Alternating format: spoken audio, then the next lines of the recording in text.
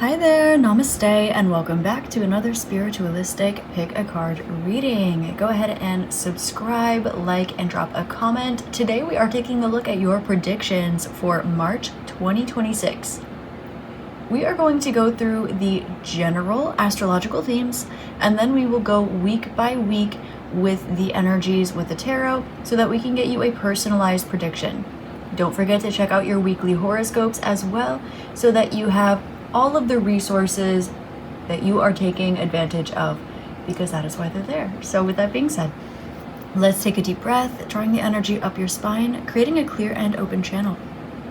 And as you exhale, come into clear knowing which group or groups has your message in it for you today.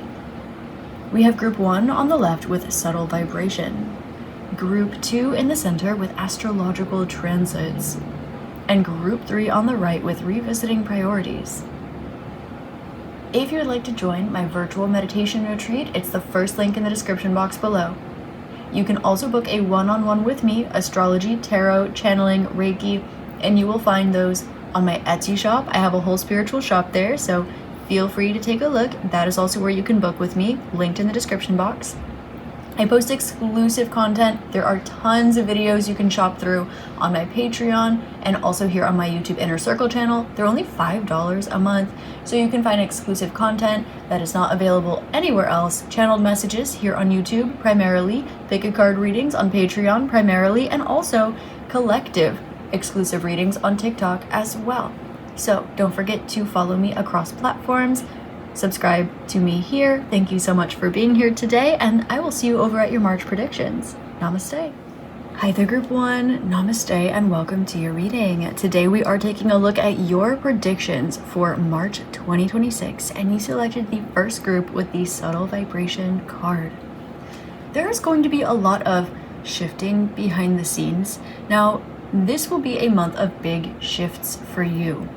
The first energy that I'm picking up on is a heart and throat chakra expansion, specifically the channel between your heart and throat chakras. It's going to be opening up, meaning that there are going to be things that you've been holding on to or having a difficult time releasing in some way that you're finally going to hear from yourself and maybe also let be heard by others as well.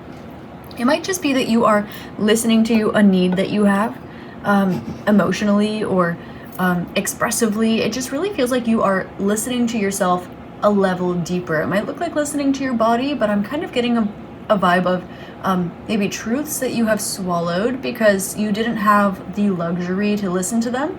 This month, these things are going to be opening up. You will get to listen to them, and so things are going to be shifting in a more positive direction for you. But these shifts are going to be subtle. These frequencies are going to be becoming more and more high vibrational, which will be beautiful. So let's take a look at the first week of March here for you. So the general astrological themes, March 1st through 2nd, is going to take a look at grounded culmination and also impulsive action a little bit.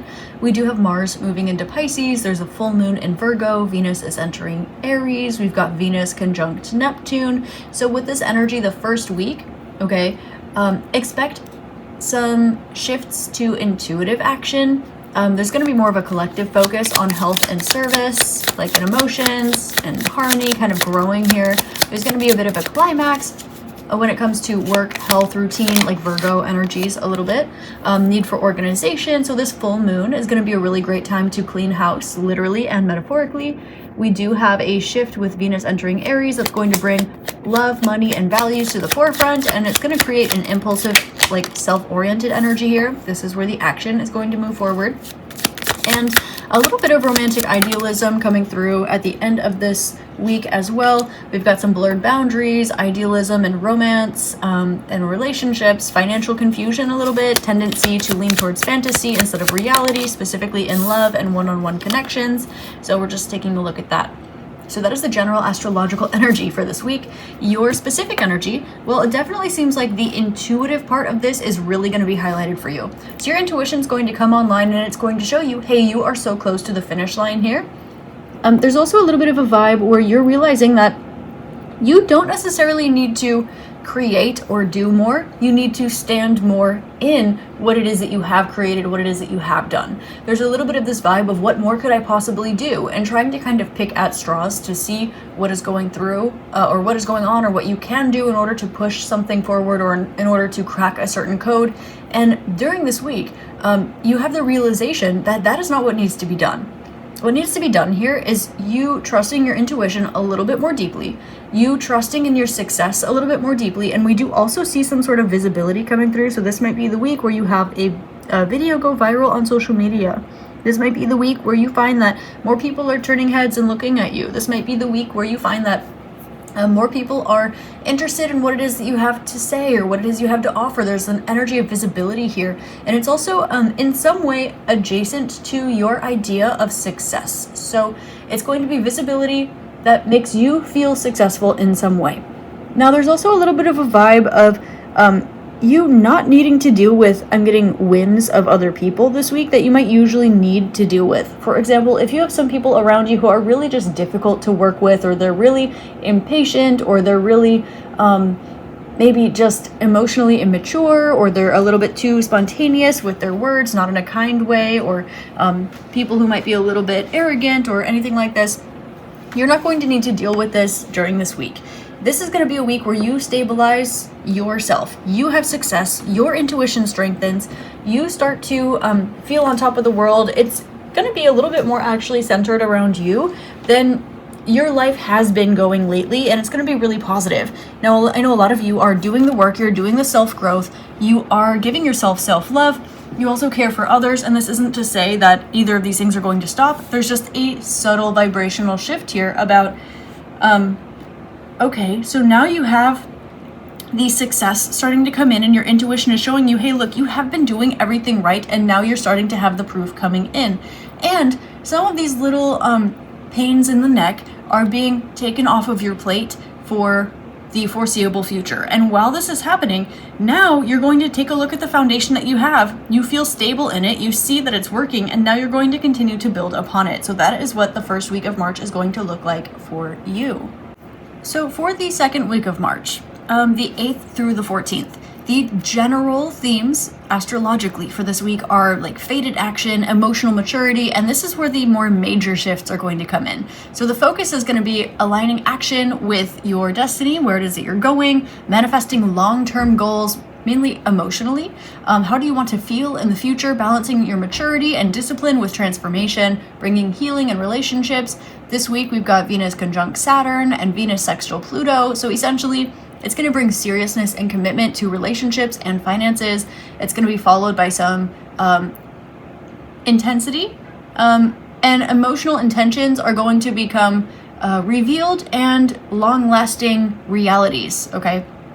So this is a really great week to manifest emotional long-term situations. So the week before this, maybe start thinking about what it is that you would like to manifest this week, okay? Now we've got the fated action aspect, which is going to basically take a look at your destiny. We've got Mars conjunct North Node, Mars square Lilith, and this is kind of going to be a little bit of a challenge with any suppressed shadow energy, suppressed anger, suppressed rebellion, suppressed injustice, suppressed sexuality. And it's going to ask you to kind of look at this and see where you can move forward towards your destiny, specifically collectively. But there's going to be a bit of this challenge here. So the energy will be a little bit volatile this week. So for the second week of March, let's take a look at how this is going to affect you personally. We do, again, coming out of this energy, have Mercury trine Jupiter, and Jupiter finally goes direct. Oh my gosh. And so the energy here, it's coming through a little bit backwards because the optimism actually happens before the challenge. So I wanted to save that part for last, but the communication in your life is going to be amplified. We also have the Eight of Wands with kind of like a deeper faith and optimism. You're coming out of a really great first week here. And so there's going to be forward movement as Jupiter finally goes direct. So you're going to find growth in a major area of life. Primarily, take a look at the house that Jupiter is in your zodiac chart, or in your natal chart. And also with that, take a look at the zodiac sign. That's my Freudian slip. Take a look at the house Jupiter is in and look at its ruling zodiac sign and see what house that is. Okay, so if you have Jupiter in your 10th house, we have growth in your career, for example. But 10th house, it's ruled, say that in your 10th house you have Leo. So then look at also your 5th house. So it will be in the areas of life, that's the houses of the 10th and 5th house, for example. So take a look at that in your chart, because Jupiter has been retrograde in Cancer forever at this point. So for you, the second week is going to take a look at you being aware that now you have more options because you feel a bit more free. You don't feel as confined as you had been in the past. And now you're able to move forward because you have deeper intuition, you have faith in where it is that you're going, you're feeling great, you're having really good communication. I'm also seeing here that something that you have been kind of intuitively leaving your options open just in your mind, maybe not in your physical situation as much, but you've been keeping your mind open around a particular situation intuitively. This is going to be the week where something anchors, where I'm being shown like a document gets accepted, a visa goes through, you get that commitment from that person, someone might get engaged this week. This is kind of the vibe of long-term things kind of getting set into place and communications about this. There might be some sort of travel that's coming through here that might be a little bit unexpected. It's a little bit of this vibe of, oh, you got into that university, okay, now you gotta pack up your stuff and go. It's kind of quick, this energy. It's this vibe of, oh, your visa got approved, now you know you're going on that trip. So now you're gonna pack up and go. It's a little bit of this quick vibe happening here. After a while, you've had your options open, or you knew that there were several different ways something can go. You get your answer, it's victorious, and you move forward. Now it does require quick action. You gotta think on your feet a little bit, but you have time to be prepared in some way. Things are also going really good for you. You are coming out of a really positive first week. So the second week, you're also going to feel that things are going really, really well. And I am seeing you being a little bit protective about your foundation. For example, you're not going to spend your entire travel budget on your trip. You're going to want to make sure that you still have a little bit of an emergency fund just in case, because things are going a little bit too suspiciously well. Or you're going to make sure that you don't, like, it's like you have this long-term plan, things are going really well for you, and you are just wanting to make sure that you have something still to yourself. You're not giving it all away to a situation, or you are not putting all your eggs in one basket, even though things are looking really well for you, because ultimately we see also a bit the journey to get into this energy. It's a little bit arduous, it's a little bit tough, and so with this victory, with the success, now that you can ground this energy, you're exploring, you're traveling, you're having fun, you're having good communications, things are moving forward, maybe some of you are getting into relationships or solidifying these relationships. It's really positive energy, but you also don't want to necessarily roll right into that momentum. So we do have a little bit of this vibe where you're noticing this is where that shadow energy, that Mars square Lilith energy might affect you in this way, okay? With you understanding that you are headed in the right direction and what you're passionate about is headed in the right direction, but there's a little bit of you that's like, wait, but I still want to do this, or what if this happens, or I can't trust too easily, or a little bit of a vibe like this. Now it's Lilith energy. So the way that that manifests for you will be different, because for Lilith, for some of you, it's going to be really, really powerful and gorgeous and seductive and helpful and innovative, right? Lilith is innovative. She's got strong boundaries. She's it girl. And also for some people, it might be a little bit of frustration, rebellion for the sake of rebellion. It might be a little bit of energy that didn't get moved in your teenage years, now it wants to come up and out, right? So it'll be a little bit different for everybody. Or it can also be that you're aware that other people can be affected like this, right? Say that you start to get into a relationship with somebody and you're like, this is so great, I love this, honeymoon phase is beautiful, but 6 months from now we'll see. So the energy of this week is really positive, and that's not even going to be the focus of this week. You're really going to like it. At the same time, the energy as it comes through at the end of the week, it is going to be a little bit heavier. Not saying that it'll be negative, but that you will be taking a look at your decisions and you will be like, okay, I'm extra aware that these are the decisions that I'm making, and therefore I must be fully prepared to take responsibility if things go right or if things go wrong, or if they have all that information or if they don't have all that information, or essentially you are preparing yourself for a different looking future, which is beautiful. There's going to be a little bit of energy of perhaps deep-seated resentment or suppressed feminine rage, or maybe little impulsive confrontations or reactions, right? oh my god, you spilled your ice cream on my shoe, how could you, these are brand new and I just had them polished and they were really expensive, and it's a special kind of paint that can't be, I don't know, little things like that, right, that they're not a big deal to one person but they're a really big deal to somebody else. Those kinds of things, little hiccups might happen towards the end of this week, so just be aware. Maybe bite your tongue preventively towards the end of the week. We're looking at like March 13th, 14th, primarily March 14th, okay? And just be aware to hold space if you can emotionally for other people to also be impacted by this energy, because that is a general transit, okay? So let's take a look at the third week of March for you. So the third week of March, this is 15th through 21st. This is when we have more passionate, clarity, idealistic tension, and like an energetic reset. Okay, so after that little hiccup, things resolve quite smoothly. Okay, this is going to be a week we do have a new moon. The sun moves into Aries. There's a little bit of a Mercury conjunct to Mars. We do have that Mercury now square Lilith. So we had that that charge of Mars square Lilith last week. Now we're going to have Mercury. So it's going to take a look at that like that vibe, and then it's going to make it pop into your speech a little bit more, into your brain a little bit more, okay? We've got Venus square Jupiter as well, so you might feel like you want more abundance, more pleasure, more expansion, more stability, more even finances in your relationships or just in your work or in your home. So also this week, generally, it's going to be activating ideas into action, navigating the tension between like love and excess a little bit, taking a look at what is enough, what is not enough. There might be themes of major spiritual and personal reset going on around the new moon. I do want to let you know this week, be careful about overspending, okay, or overindulging, or even making promises or commitments that are larger than life, okay? This is looking at moderation, everything in moderation. This is around the 18th for this energy. It's also the same day that we have the sun sextile Uranus energy, so it's actually really positive. You're gonna feel like you really, really know what you want, and you're gonna be excited, you're gonna wanna go for it, okay? So is everybody. It's gonna be great. Now, you're gonna say, I'm gonna start a business, and that business is I'm gonna scale it, and it's gonna be so beautiful and amazing and wonderful, and so I'm gonna pay you $75,000 today, let's go. You don't even have a business plan, right? We're looking at that kind of energy, so it's good. You know what you want, you know where you're going, you know how to do it, but ground the immediate action and intention. Promises, right? Don't promise the world if you're not ready to deliver it yet. You might feel like it, right? We're just taking a look at that, and then also be aware of that in others as well, because this isn't just for you. This is the general astrological energy.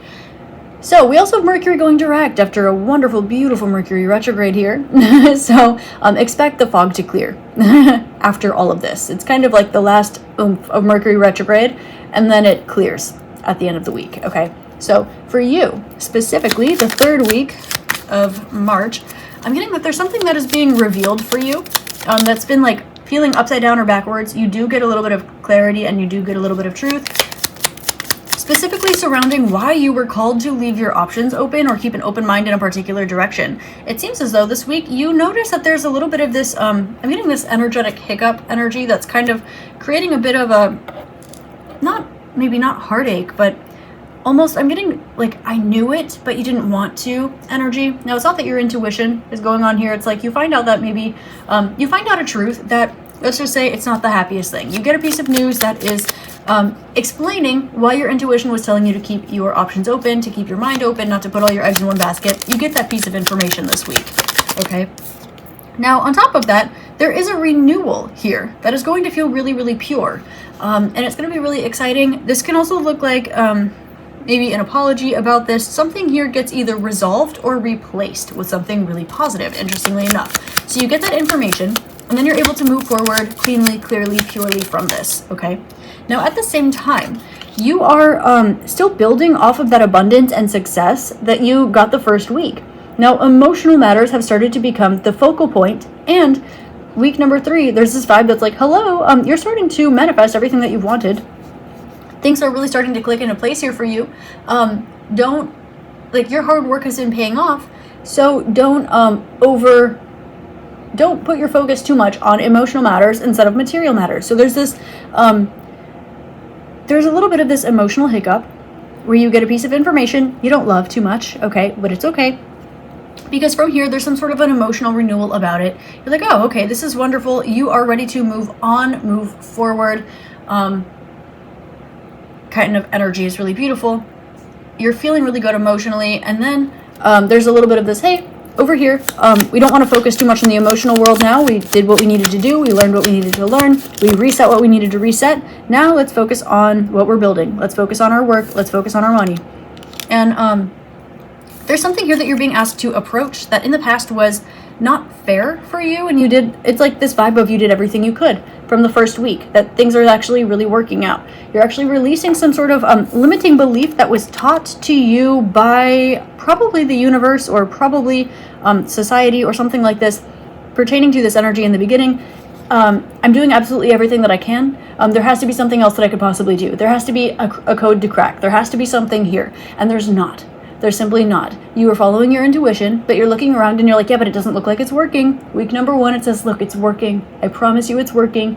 Keep doing it, moving forward. So now we're looking at this, week number 3, and you're looking at where it's taking you to, and you're saying, so I just keep doing what it is I've been doing? And the answer is yes, exactly. But you have to be prepared in the future for your for the weight that you're carrying to get a little bit heavier, not in a bad way. Okay, but this is saying, okay, so now you are dealing with a business and a relationship. Okay, that's more than you were handling before, but you can do it. Or, so you finally scaled your business. Congratulations. Now you have more responsibility. Okay, it's a little bit of this energy. It's a bit of, okay, so now things are really, really going well for you. For some of you, okay, your visa got approved. Now you can make preparations to move. Great. Okay, so now you have to deal with actually moving all of your stuff while you're working, while you're in a relationship. So essentially we see this vibe of you having more on your plate, but it doesn't feel like a negative energy. It's like all the things that you've wanted for a long time that kind of were not budging are manifesting, and it's positive. But it also is showing you here, it's showing you where you can release energies of, I guess it just wasn't working for me, or there's something more that I'm supposed to be doing and I can't, or I'm doing everything that I can.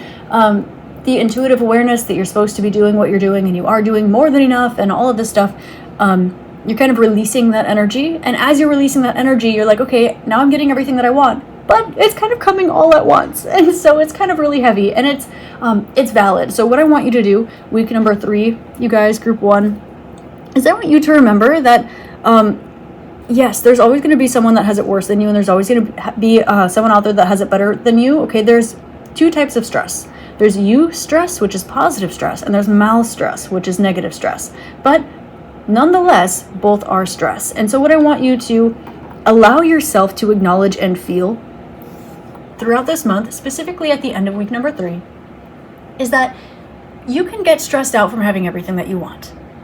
And that is okay, and that is allowed. And it doesn't mean that life is all sunshine and rainbows and roses, okay? You can be going through crazy stuff in one area of life in a negative way, and crazy stuff in another area of life in another way, in a positive way, okay? One does not invalidate the other. And so what I want you to do is allow yourself to acknowledge, okay, I've got more on my plate now. I am going to have more responsibilities moving forward. This is going to be a lot.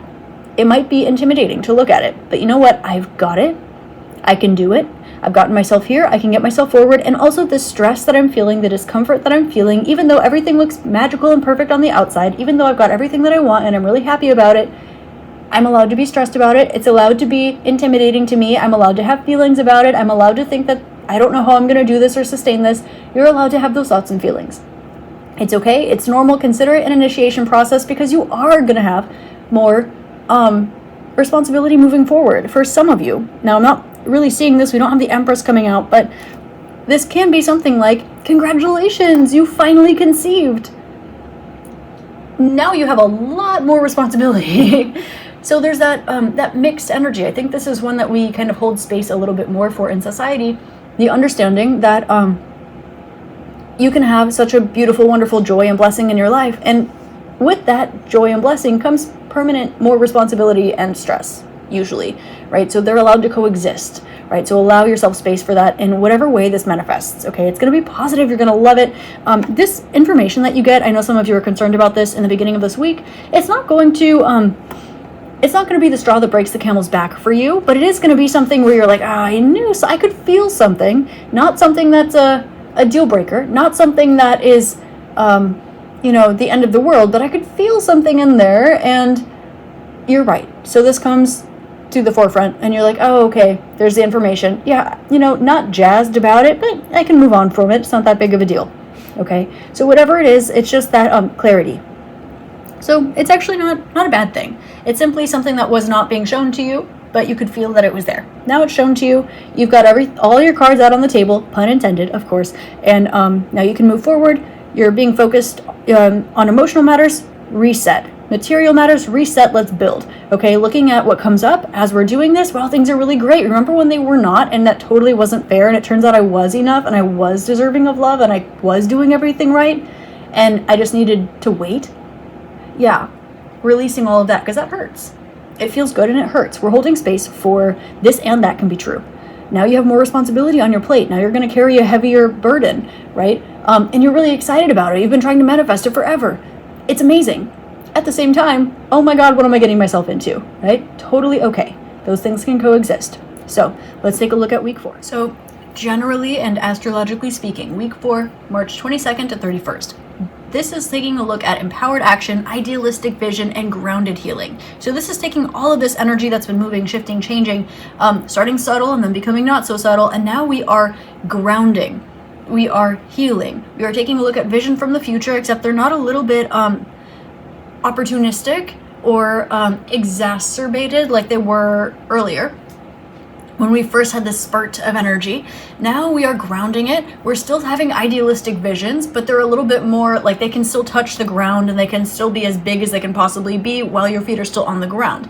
Now we're also taking empowered action. So you're able to see, and you're able to say what makes sense, what is sustainable, what is scalable, and also how big can I dream and how do I make it work? So this massive wave of expansion energy is basically going to bring a lot of spiritual idealism and transformative power. So you might see a lot of in the spiritual community, okay, all love, okay, we've all been everywhere, okay. You might see a lot of, oh my God, I've got it, like, and it's kind of that 50-50 revelation, 50-50 psychosis kind of energy, and you're like, that spiritual awakening where you're kind of Coco Loco for a little bit, and then you're like, oh, okay. You might be seeing that a lot, like on social media and the spiritual community. Totally cool, okay, normal, because it's the energy of transformative power. It's a lot of energy. People might consider it like initiation or spontaneous awakening. It's spiritual idealism, right? So you're going to see a lot of, no, it's like love and light, and like I've always had it together, like forever, it's perfect, like it's right? A lot of that stuff, which is beautiful. It's love. It's all love, right? It's transformational energy. It's spiritual transformational energy. This week is going to be defined by confident action. We've got Mars trine Jupiter. Oh my God, love it. Take advantage of it. And it's going to bring significant opportunity, specifically in relationships, with old wounds, and also with things that you are really, really, really, really good at that maybe don't see the light of day very often. We've got Venus conjunct Chiron. So this is going to bring a little bit of a shift, again, towards grounded stability and love and finances when Venus enters Taurus. Make your money this week, okay? Or start new financial projects, maybe. Think about them, start to structure them. Don't necessarily sprint, right? Walk, don't run. So this week, there's going to be a burst of high energy. Confident action is supported by luck, optimism. It's going to be a good time to start new adventures, taking well-calculated risks, and expanding your horizons. It's going to bring up a little bit of relational or financial wounds to the surface because these things are going away and they're being built upon in a positive way. So anything that's kind of underneath the ground, we're just going to be seeing what's been swept under the rug. We're going to be taking a look at that because we're getting a brand new rug. It's exciting, right? So there's going to be an opportunity to resolve some core issues, specifically self-worth, love, maybe relationships, turning wounds into wisdom, that kind of vibe, okay? We also have a vibe of identity merging with that idealism, compassion, creativity. We're going to see a lot of spiritual embodiment, so it might come in really cool, empowered, grounded ways, and it might come in some really cool, delusional, fun, psychosis, spiritual, fluffy ways, and everything in between. So I noticed that I mentioned the both sides of that spectrum, and it can, anywhere in between depending on where people are at.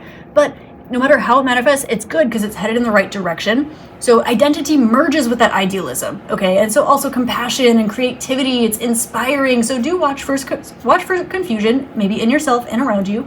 Watch for a lack of clear boundaries or impractical visions, okay? Just keep an eye out for that.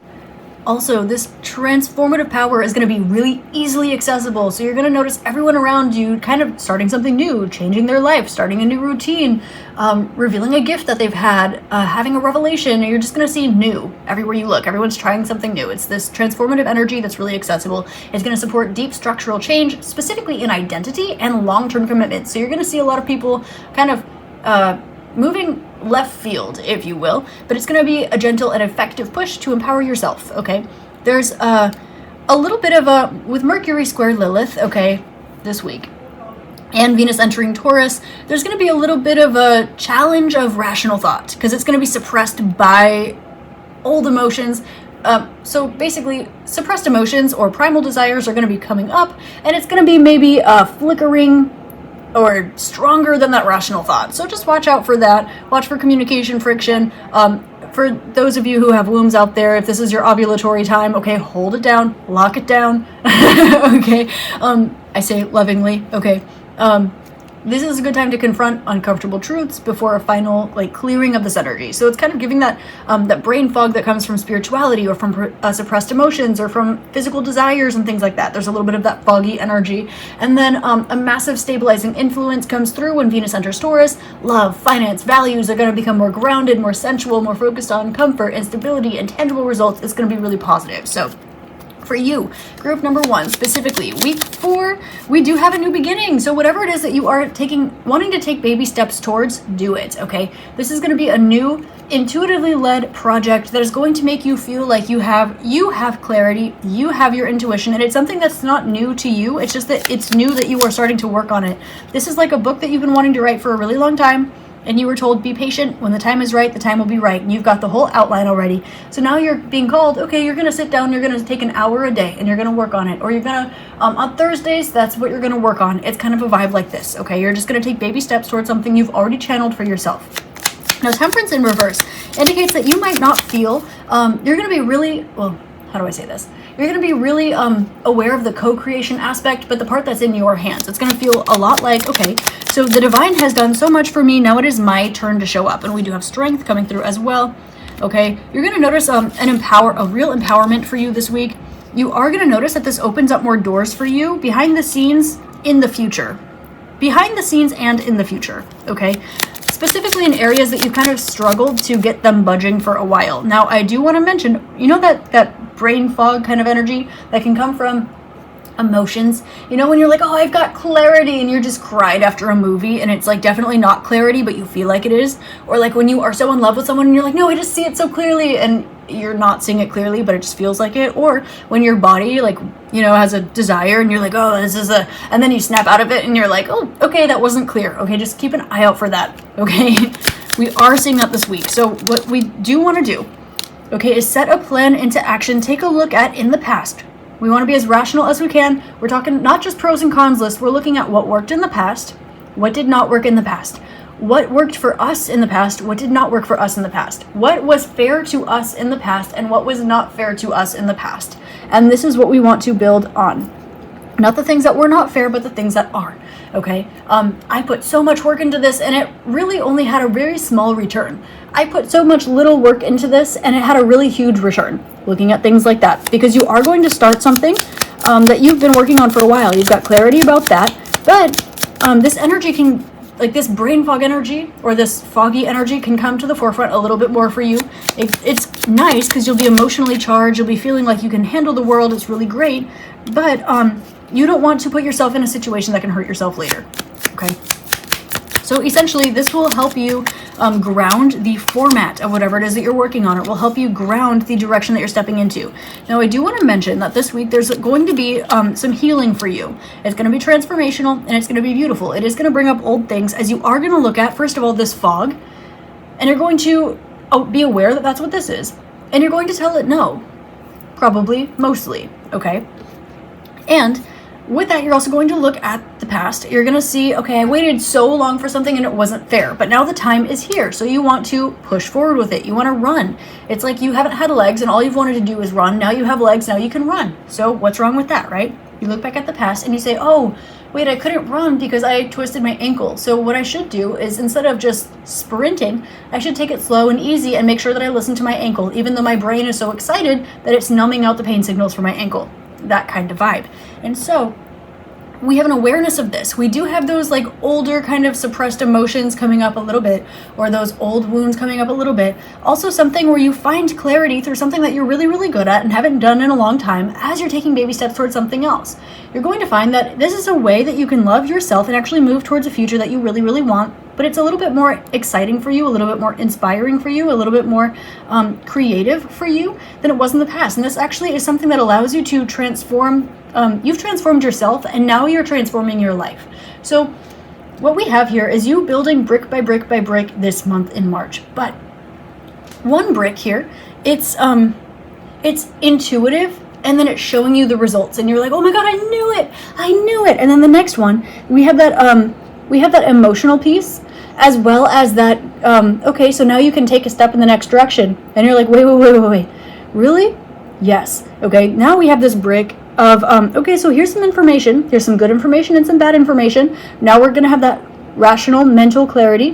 We're going to have that mental piece, and we're going to see how we can integrate that into the emotional piece. Okay, boom. Done.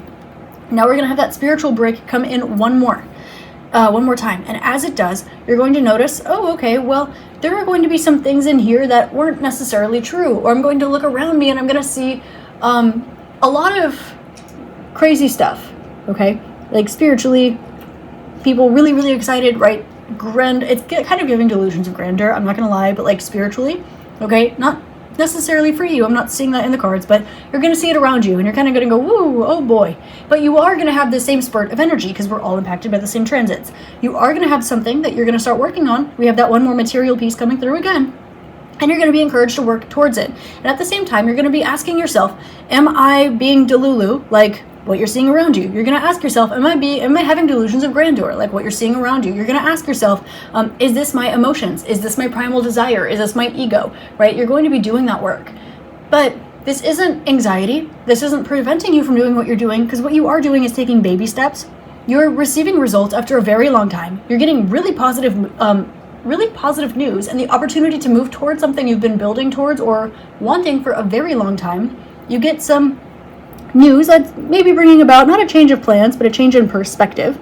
From here, you continue to move forward with this knowing you have a reset emotionally, physically, materially. Now you're in your new paradigm. You've transformed yourself in the environment around you, and so you're going to use this to transform your life. And because where you start this month is going to be so much different from where you end this month, okay, you're going to have some moments throughout the process where you are like, wow, this feels so good. Oh my God, this is uncomfortable. Wow, I'm really glad I did that. Wow, walking that journey to get here really sucked. Wow, where can I go from here? Wait, let's hold our horses, right? So there's a little bit of this just normal processing, mentally, emotionally, physically, spiritually, okay? Because where you start this month is not going to be where you end this month. It's going to be a huge transformational month. You already know it. You've been intuitively and materially preparing for it for a very, very long time. You've been meditating on it. You've been receiving this information. You've been doing everything that you could possibly do, and more, and more. And so when that finally gets resolved, that is going to come up, and you're going to love yourself through it. You're going to get some more responsibility. That's going to come up, and you're going to love yourself through it. You're going to find that you can finally, you don't have a certain like obstacle or blockage or confusion in the way anymore, and that's going to come up, and you're going to love yourself through it. Then you're going to see people around you acting a little bit coco loco, and you're going to be aware of that. You're going to turn that inwards, see if you can find any of that, which it doesn't look like you're going to, but just double check. You're going to find, you're going to have that come up. You're going to deal with that, okay?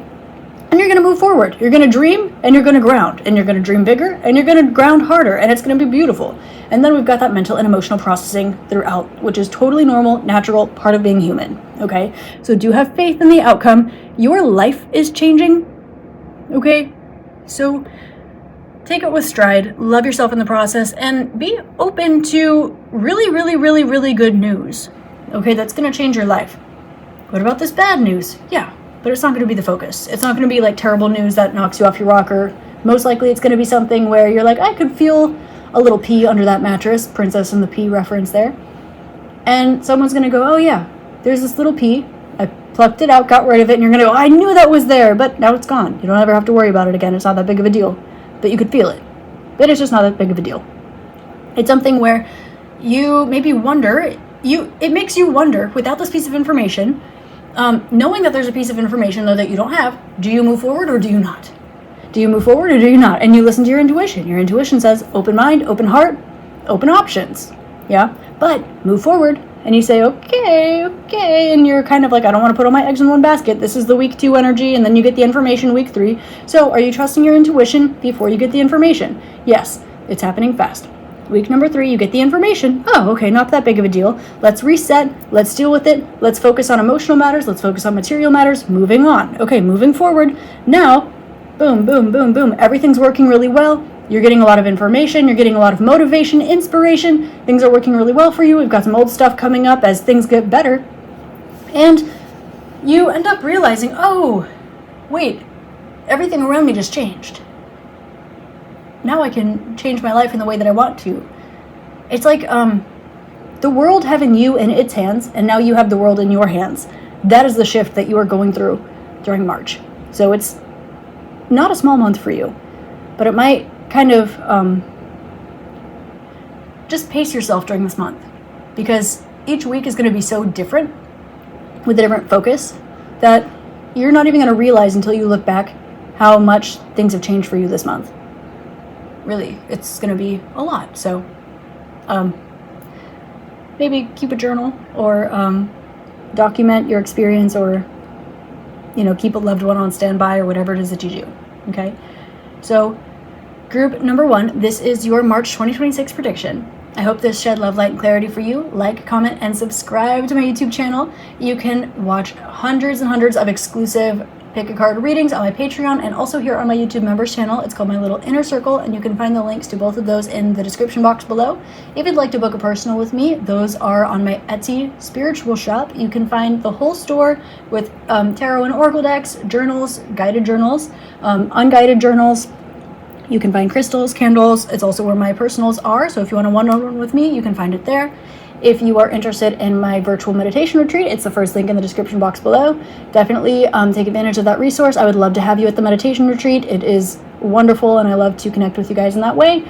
I already said like, comment, and subscribe, but I'll say it again because it helps me out a lot. And subscribe across platforms. You can follow me on TikTok, Instagram, of course, here on YouTube. And thank you for being here. I love you. I'm grateful for you. Have an amazing day, week, month, year, incarnation. Don't forget to check out your weekly horoscopes if you want even deeper dive into your March 2026. And I'll see you next time. Namaste. Hi there, group 2. Namaste and welcome to your reading. Today we are taking a look at your predictions for March 2026. And you selected the second group with the Astrological Transits card. Group 2. We're going to go week by week and let you know how each of the 4 weeks of March are going to go for you. We're going to take a look at the general astrological themes. Don't forget to check out my weekly horoscope post so you can get more info on that. And we will pull tarot for you specifically for each of the weeks. So given that you chose the Astrological Transits card, I am definitely getting here that this is going to be a big month for you. March is going to be one where you're really impacted by the transits, but I'm really getting a positive energy. Like, it's feeling really good. It seems like maybe some things are going to be finally moving, finally clicking, finally evolving that you've been maybe trying to shift for a while, things that were stuck, maybe areas where you kind of were given the message of, oh, just divine timing, divine timing. This is when, oh, things are meant to start flowing now. And you will, looking back at it, understand why it needed to be here, why it needed to be now. Okay, so this is the first thing that I'm getting for you. So with that being said, let's take a look at the first week of March 1st through 7th. The general themes here are going to be grounded, culmination, and also impulsive action a little bit too. So we're going to shift into intuitive action. Mars enters Pisces. There's going to be a collective focus on health and service. There's going to be an emotional climactic moment for most people, and it's going to lead to really harmonious growth. There's a full moon in Virgo. Venus enters Aries, and then we have a Venus conjunct Neptune transit as well. So what we're looking at specifically around the full moon this week is going to be a climactic energy with work, health, routine, like you're daily things. So it doesn't necessarily need to be your career, but it is your daily tasks. So 6th house, including but not limited to your job. But your job can be things like doing the dishes. It can be things like taking care of children. Your job can be things like showing up at the gym. It can also be the tasks you do every day at work. Okay. Also, there's going to be a little bit of a need for organization, release of perfectionism, and also opening up your mind as well, a release of rigid mental states as well. You're going to be called to focus on details and not be afraid to open up your mind, okay? Be open to new information, even if you are positive that you have been right, okay? The full moon is a great time to start releasing energy, because after the full moon is when energy starts to shrink and wane down back into the new moon.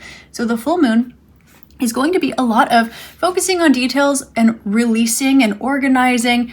This is going to be a great day to clean, and it will help any energetic clutter kind of make its way out until the new moon. So we are also going to have love, money, values becoming more a little bit impulsive here. So be careful not to overspend this week and also next week as well. This is going to be self-oriented, action-driven, a little bit of focus on love, money, self-worth, and things like that. It will be a fun week mostly. Do watch out for romantic idealism. Okay, love is going to be really fun, really fluffy, really idyllic, which can be positive. So it's a good time for visions for the future and kind of grounding some sort of a visualization you want, like having those rose-colored glasses, which is really beautiful. Just be aware that there's a little bit of idealism this week. There are going to be some blurred boundaries, maybe in relationships, maybe some financial confusion, a little bit of a tendency towards fantasy over reality, specifically in love and finances, okay? So for you specifically, we are saying that this week it's going to start out a little bit frustrating. I'm getting that there might be something that's not the end of the world, but it might be a little bit of a hiccup. For example, if you've been dealing with, and I'm not manifesting this for you at all whatsoever, if you have some sort of a recurring health problem, it might be that, for example, you're maybe if you have a womb, your cycle might be a bit uncomfortable, and you're like, oh, like maybe you can get up and you can do it, but also your body might be like, oh, I'm really tired. Maybe you accidentally had insomnia a couple days ago and you're kind of trying to catch up, right? Maybe there's something like this that's coming through. It can also be that there's something where you are trying your best to give to something or someone, and it's hard to give to something or someone if they do not appreciate you, right? So there's a little bit of this hiccup energy going on here, and what you're doing is you are taking baby steps towards it at the same time without pushing. So you're going to have a really good balance this week, specifically around being aware of what needs to change and what is also realistic. For example, if you're giving to something or someone and they are like bullying you while you're giving to them, right? I know that's an easy thing to say, but we don't always catch it. Sometimes if they're clients, we feel an obligation towards them. If they're your romantic partner, we look over certain things because we're like, well, I know them. They're a really good person inside. If they're your family, sometimes it's, yeah, but they're family, right? So there's a little bit of this energy. It's soft. It's kind of subtle. What we're noticing here is that there's a foundation that you deserve to have and you're working towards. And there's also a little bit of this this devil energy coming through saying, what are you attached to that does not serve you? This is going to be showing itself to you here. Now this week, you're also going to be taking a look at your little routines. You're going to be taking a look at your health, your organization, things like this. There's also this idea here not to be too hard on yourself about if every single thing is in order, if every single nook and cranny in your house, in your office, in your bedroom is spotless. There's a little bit of this allowing things to be. This week I would challenge you to allow yourself to be comfortable with a mess. Now, I'm not talking about a catastrophic mess, but I am saying, like, say that you are really tired one day and you just really don't have it in you to wash dishes from dinner tonight. Allow yourself to do it in the morning. Now, that's not like, gold standard advice or gold standard self-care, right? You always want to have your dishes done. It's healthier to do your dishes, but allowing space for that is a new form of self-care, right? And this isn't to say that one is right and the other is wrong. What this week is doing is actually opening up that idea. Okay, specifically when it comes to romance, but for you, I'm getting that there's this situation with maybe your daily tasks, with your work, with your health, with your routine, where it kind of feels like if you are working on one thing, you've been very patient for a long time with Temperance at the back of the deck, you are following your intuition, but if you're working on one thing really hard, it might be that you are neglecting another area of life, and it kind of seems like these are things where there's a bit of a chicken and the egg situation. So this is going to be coming up for you this week. It will be creating more stability here. You will look at what is efficient, what works and the rest has got to go. This is kind of stripping it down to what is necessary for you versus what is not. It's removing the fluff that is creating stress and chaos in your life. So it's actually a positive thing, but you are going to be drawn into the energy of surrender, divine surrender this week. Now, not surrender in the sense of like, we're putting up a fight and then we need to surrender and just admit that we lost, right? I know some people are challenged with that word because of that definition in the spiritual community. And this is not a message of stop fighting. This is not a message of give up. This is not a message of that. What this is a message of is look at your foundation and look at where you are giving your energy, where you are putting your energy, and see, is it conducive? Or I'm being shown a situation where, say that you are working really hard to help somebody out, and they're harassing you and bullying you while you're helping them out. Well, you don't need to be helping them out. You are doing them a favor. And if they are bullying you, it makes it harder for you to help them, right? So that would be an opportunity to review where you're putting your energy. Say that someone is doing something for you, right? And you're like, well, I need this now, right? You bringing that energy to them is not going to do anything but procrastinate it. It's not going to do anything but hurt the very people that are here to help you, right? So we want to look at where we're putting this energy. So with that being said, there's going to be a little bit of this energy the first week for you where you might get tempted towards that romantic idealism. Oh, everything will be so much better when there's someone in my life to just make me whole and complete and come in on their, what is that phrase? To come in on like a white horse and save the day and sweep me off my feet and someone will come to save me, or everything will be better when I have my person, like that kind of thinking, or everything will be better after my person stops playing out this toxic habit. Everything will be better once, like, so just be cautious against that because it's actually a form of distraction from the actual situation at play. It's looking at what is efficient, what works for you and what doesn't, what needs to be done and what doesn't. It's removing the fluff, right? We want to be around people that are nice to us. We also want to be nice to the people that are helping us out. So there's a little bit of this energy that's going on here the first week of March. Now there is also a little bit of a self-oriented and action-driven energy here. So use this to step towards the things that you value, towards your long-term goals, towards things that align with your morals and your values, right?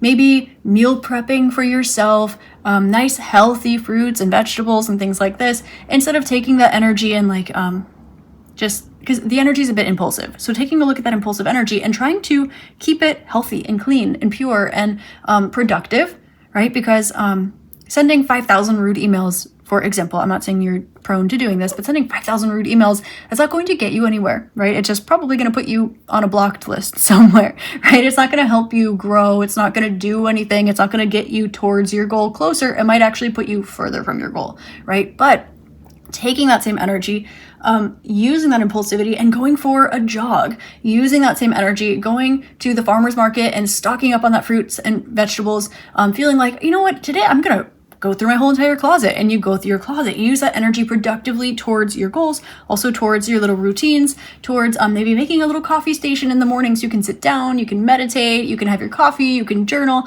right? Like creating a designated space for this. This kind of impulsive, action-driven, or self-oriented energy will be really helpful for you. Okay. And then be also aware of the blurred boundaries in relationships. You should be doing this, or I should be doing this, or like that kind of energy. It's also going to be connected to finances in some way, shape, or form. Essentially, I'm not saying that you need to claim that narrative, but what's going on here the first week is a tendency towards fantasy over reality. And this is going to be hitting you a little bit extra hard, specifically when it comes to something that is, you've been trying to crack a code lately, but the answer here is that there's not a code to crack. You're being encouraged to release and let go, because this is where new beginnings come in. This is where abundance comes in, right? If you're holding on to a narrative or you're holding on to something, the full moon in Virgo, Virgo is always right, even if they're wrong, because Virgo leans towards confirmation bias 100,000% of the time. And that is not anything against Virgo. Some of my favorite people are Virgo. My North Node is Virgo. Okay. So with that being said, there is this energy of being aware of the fact that you might have all of the information that you have collected, and you might have a common narrative that you have decided is a fact and is true and it needs to go this way. This week is going to challenge that, not in a way where you're meant to, in a way where you're meant to come out of it on the other side and say, oh, got it. Okay. So with love, This is the energy coming up for you. Now, second week of March, let's take a look. So week number 2 for you, group 2, the general theme for this week is going to be taking actions in alignment with your fate, your destiny, what's meant for you, and that which you co-create, okay? There's also a theme of emotional maturity, and this is where the major shift happens this week, okay? So I do want to make you aware that the focus is going to be about aligning your action with your destiny, meaning what you co-create. Fate is what's written for you. Destiny is what is the result of your actions. In kind of a fated sense, it's your fate that you adjust. Kind of like in palmistry, there's your left hand, the cards you were dealt, and the right hand, what you do with it. Manifesting long-term emotional goals will be significant for you this week, and balancing maturity with discipline, with transformation, deep healing in relationships as well. So this second week here, it's going to bring a little bit of seriousness and commitment to relationships and to your finances. There's going to be a profound transformation that kind of piggybacks off of what we learned week number 1 here for you, okay? We do have Jupiter finally going direct on March 11th, okay? So it's going to be really profound. We have like some aha moments emotionally, and it's going to be really beautiful. This is when those rose-colored glasses that you had on before, you take them off. By before, I mean last week. You take those rose-colored glasses off and you're like, oh, okay, well, this is reality. And then you take steps in alignment with that reality and you go, whoa, reality is actually way prettier than those rose-colored glasses that I had on, but I needed to take those off because it turns out that there was something emotionally I needed to learn, or there was some sort of maturity I wasn't embodying, or I had the maturity and not the discipline and accountability, or vice versa. So this is kind of a week where everything starts to click into place. Okay, so this week for you, it's going to be very abundant. You're going to be really, really enjoying your relationships. We're seeing something along the lines of a nice date, or a really cool spiritual conversation, or a really romantic setting, or a nice heart-to-heart conversation. We do have this like this truth that comes through. It seems like there's something that wanted to kind of not break like the first week, but it seems like there's a mindset, something that we're unlearning and then evolving and growing. And so now that we have that, this is blossoming into something even more beautiful. This week, it's all about abundance. It's all about spending beautiful time with good people. You see clearly where it is that you're headed now, because there's something here that you needed to unlearn or release, or a narrative that needed to drop, or something here. And now you're taking clear, decisive action with the support that you have around you. That's the kicker there. We're also seeing you being a little bit more extroverted than you normally are. So if you are usually a homebody like myself, you might find yourself hanging out with people. You might find yourself going out and about. You might find yourself walking around in the town and saying hi to strangers and making a new friend. Or you might find yourself having plans you normally wouldn't do, going out on a date and you haven't been dating for a while. This kind of vibes coming through this week for you. I'm also noticing that wherever you stuck to your guns the first week, it's going to be paying off for you. Now, I want to be clear when I say this. Wherever you stuck to your guns with your organization, okay, with your finances, with your financial discipline, with your routines, with things like this, not with your mental state and emotional state, because that is something that we unlearned the first week. And I don't want that to be, oh, I'm gonna grip onto that. Okay, this is not that kind of message. Okay, because we are unfolding and we're learning more. Now, the second week is going to be beautiful for you. Whatever kind of discipline, financial discipline, routine discipline, organizational discipline, right? Don't put it down, put it away. Don't put it down, put it away. If you're gonna put it down, just go put it away. If you're gonna put it down, put it away. Things like that. Okay? It works. I'm not patronizing you. I literally sing this to myself, today included. So, with this being said, okay, little things like this. This second week, you're going to be like, I'm so glad I did that. I'm so glad I invested that money. I'm so glad I didn't make that impulse purchase because I really didn't need those new shoes. I forgot about these that I had in the back of my closet. Or I'm so glad that I showed up and I started exercising again because I can really, really, really feel the positive impact it's making on my body. I feel healthier. I've got more usable energy. I'm really glad I started that Qigong practice, or I'm really glad that I started eating more vegetables, whatever it is. I'm really glad that I started putting more fruit in my diet. Those kinds of things, okay? Really paying off week number 2. We're seeing you happier, healthier, feeling, you've got this glow to you as well.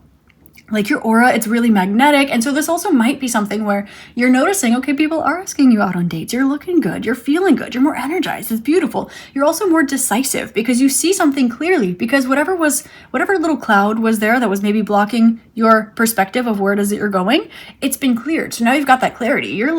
You're cool, you're confident, you're decisive, you're looking good, you're feeling good, you've got some money in your pocket, you've got a good support system, you're going out on dates. Okay, week 2, you're going to be on top of the world. Week 2 is group number 2's week. That is for certain. So let's take a look at week 3. So week number 3 for you, this is March 15th through 21st. The general themes here are passion, clarity, idealistic tension, okay, and also energetic reset. So I do want to mention, through friction comes innovation, comes alchemy. Okay, this is an energetic reset for you. This is kind of you crossing the threshold in order to expand into the next level for everybody. So the core theme here are going to be activating ideas into action, navigating the tension between love and excess, okay, and also receiving a major spiritual and personal reset. This is going to be our new moon week. It's also when the sun moves into Aries. This week, we are going to have Mercury conjunct Mars, Mercury square Lilith, Venus square Jupiter. So there's a little bit of this tension energy here. We do have the new moon in Pisces and the sun entering Aries, sun sextile Uranus, and then Mercury goes direct. Yay! Okay, so we're starting out the week with this tension, and then it resolves, opens up, and unfolds throughout the rest of the week. So what this is going to look like, again, listen to my horoscope readings so that you can have more of an astrological insight into this week by week, but giving you the gist, ideas are going to be charged with passion and drive. It's going to be a good time for communication, writing, starting plans, advocating for yourself. There might be a little bit of argumentative vibes, like a little bit of a confrontational vibe, okay? We're going to be challenging the clear, rational mind with hidden, suppressed, primal desires, okay? Communication might confront some shadows, some uncomfy truths, little things like this. We do have a heightened desire for pleasure, abundance, and expansion, specifically in relationships and finances, okay? Hello, Venus, square Jupiter, okay? This is also where there's a risk of overspending, overindulging, making promises that maybe we can't necessarily keep, commitments that are larger than life, okay? The need for moderation is going to come up, okay?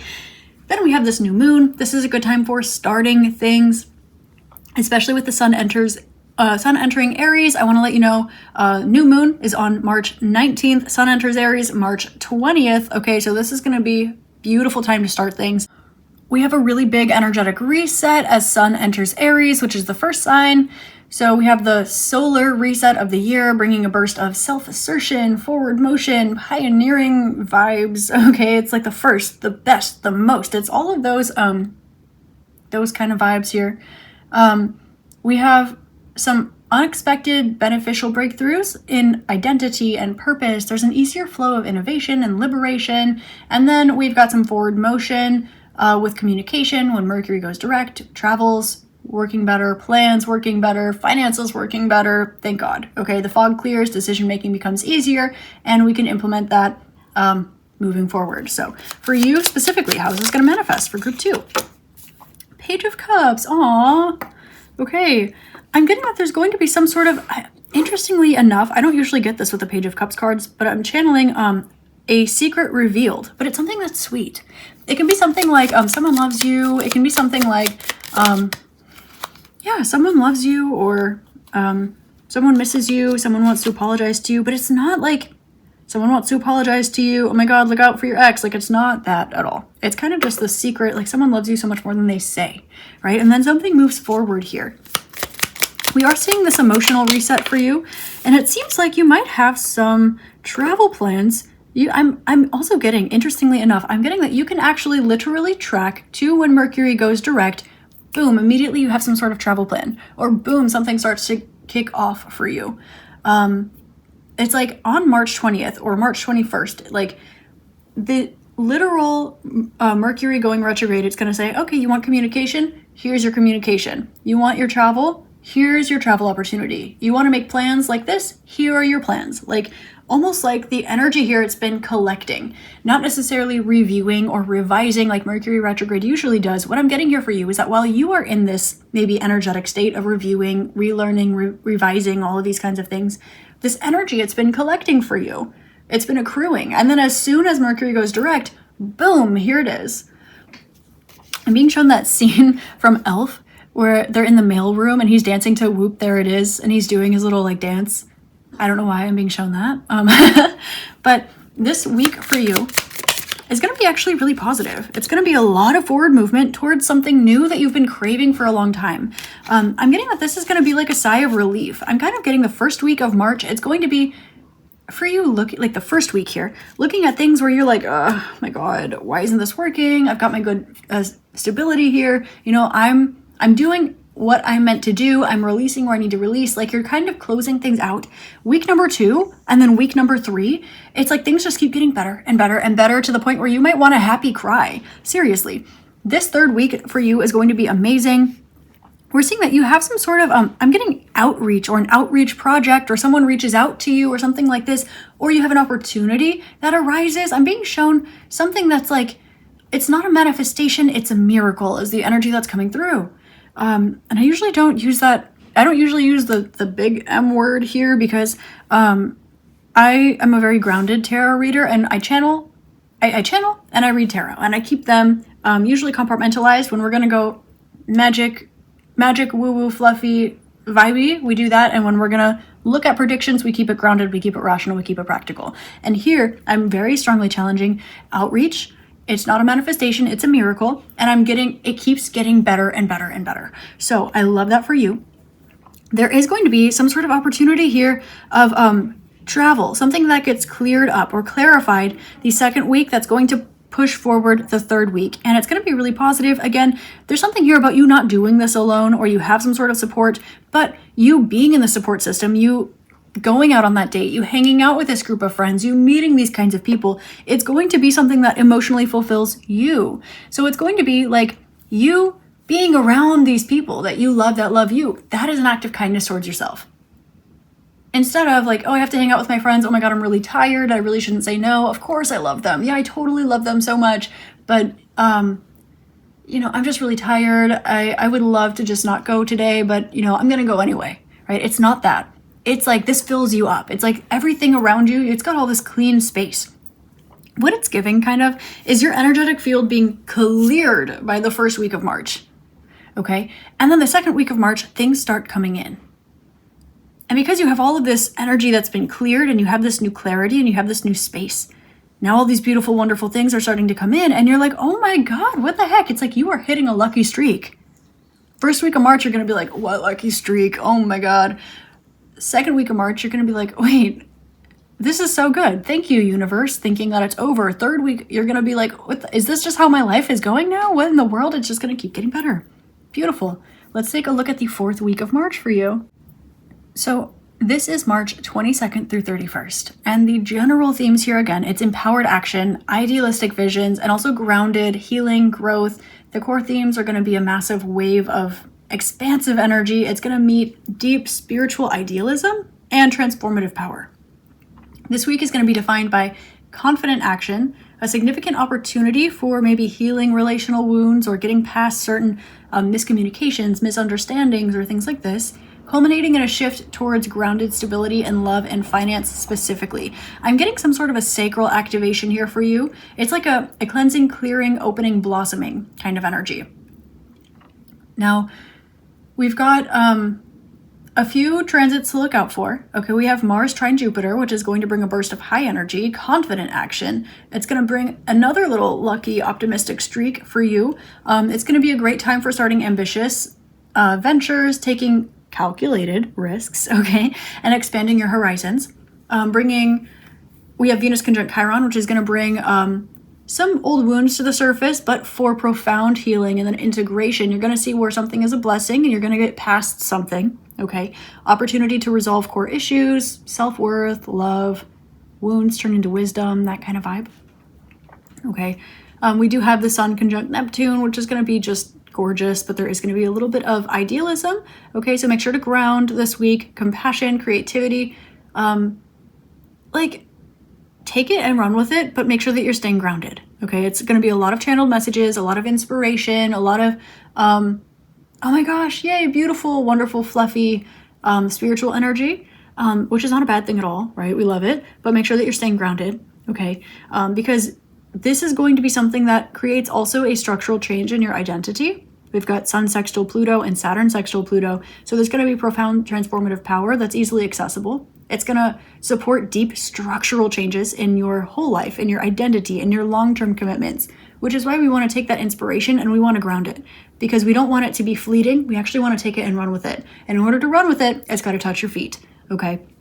It's going to be an empowering transit as well. We then have Mercury square Lilith and then Venus entering Taurus, which is going to be nice. Venus loves Taurus, right? It's one of her home signs, and this brings money. So we love it.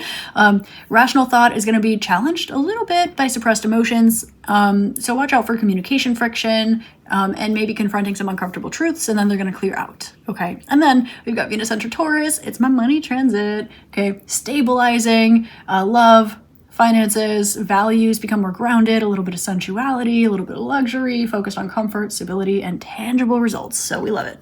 So how is week 4 going to go for you? Woo, the star. My God, and I was just hearing it's beginning to look a lot like Christmas.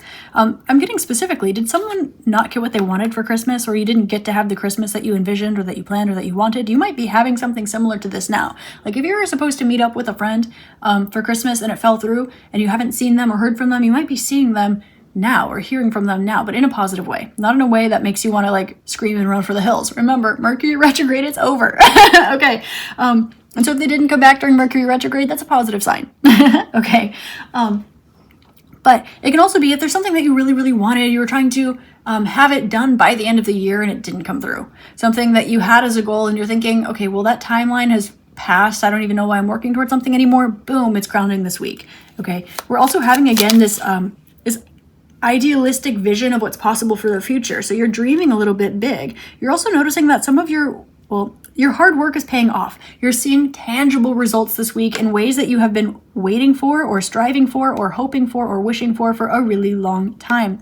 So this is results of your wish, results of your efforts, results of your spiritual attunement, results of all of this energy, okay?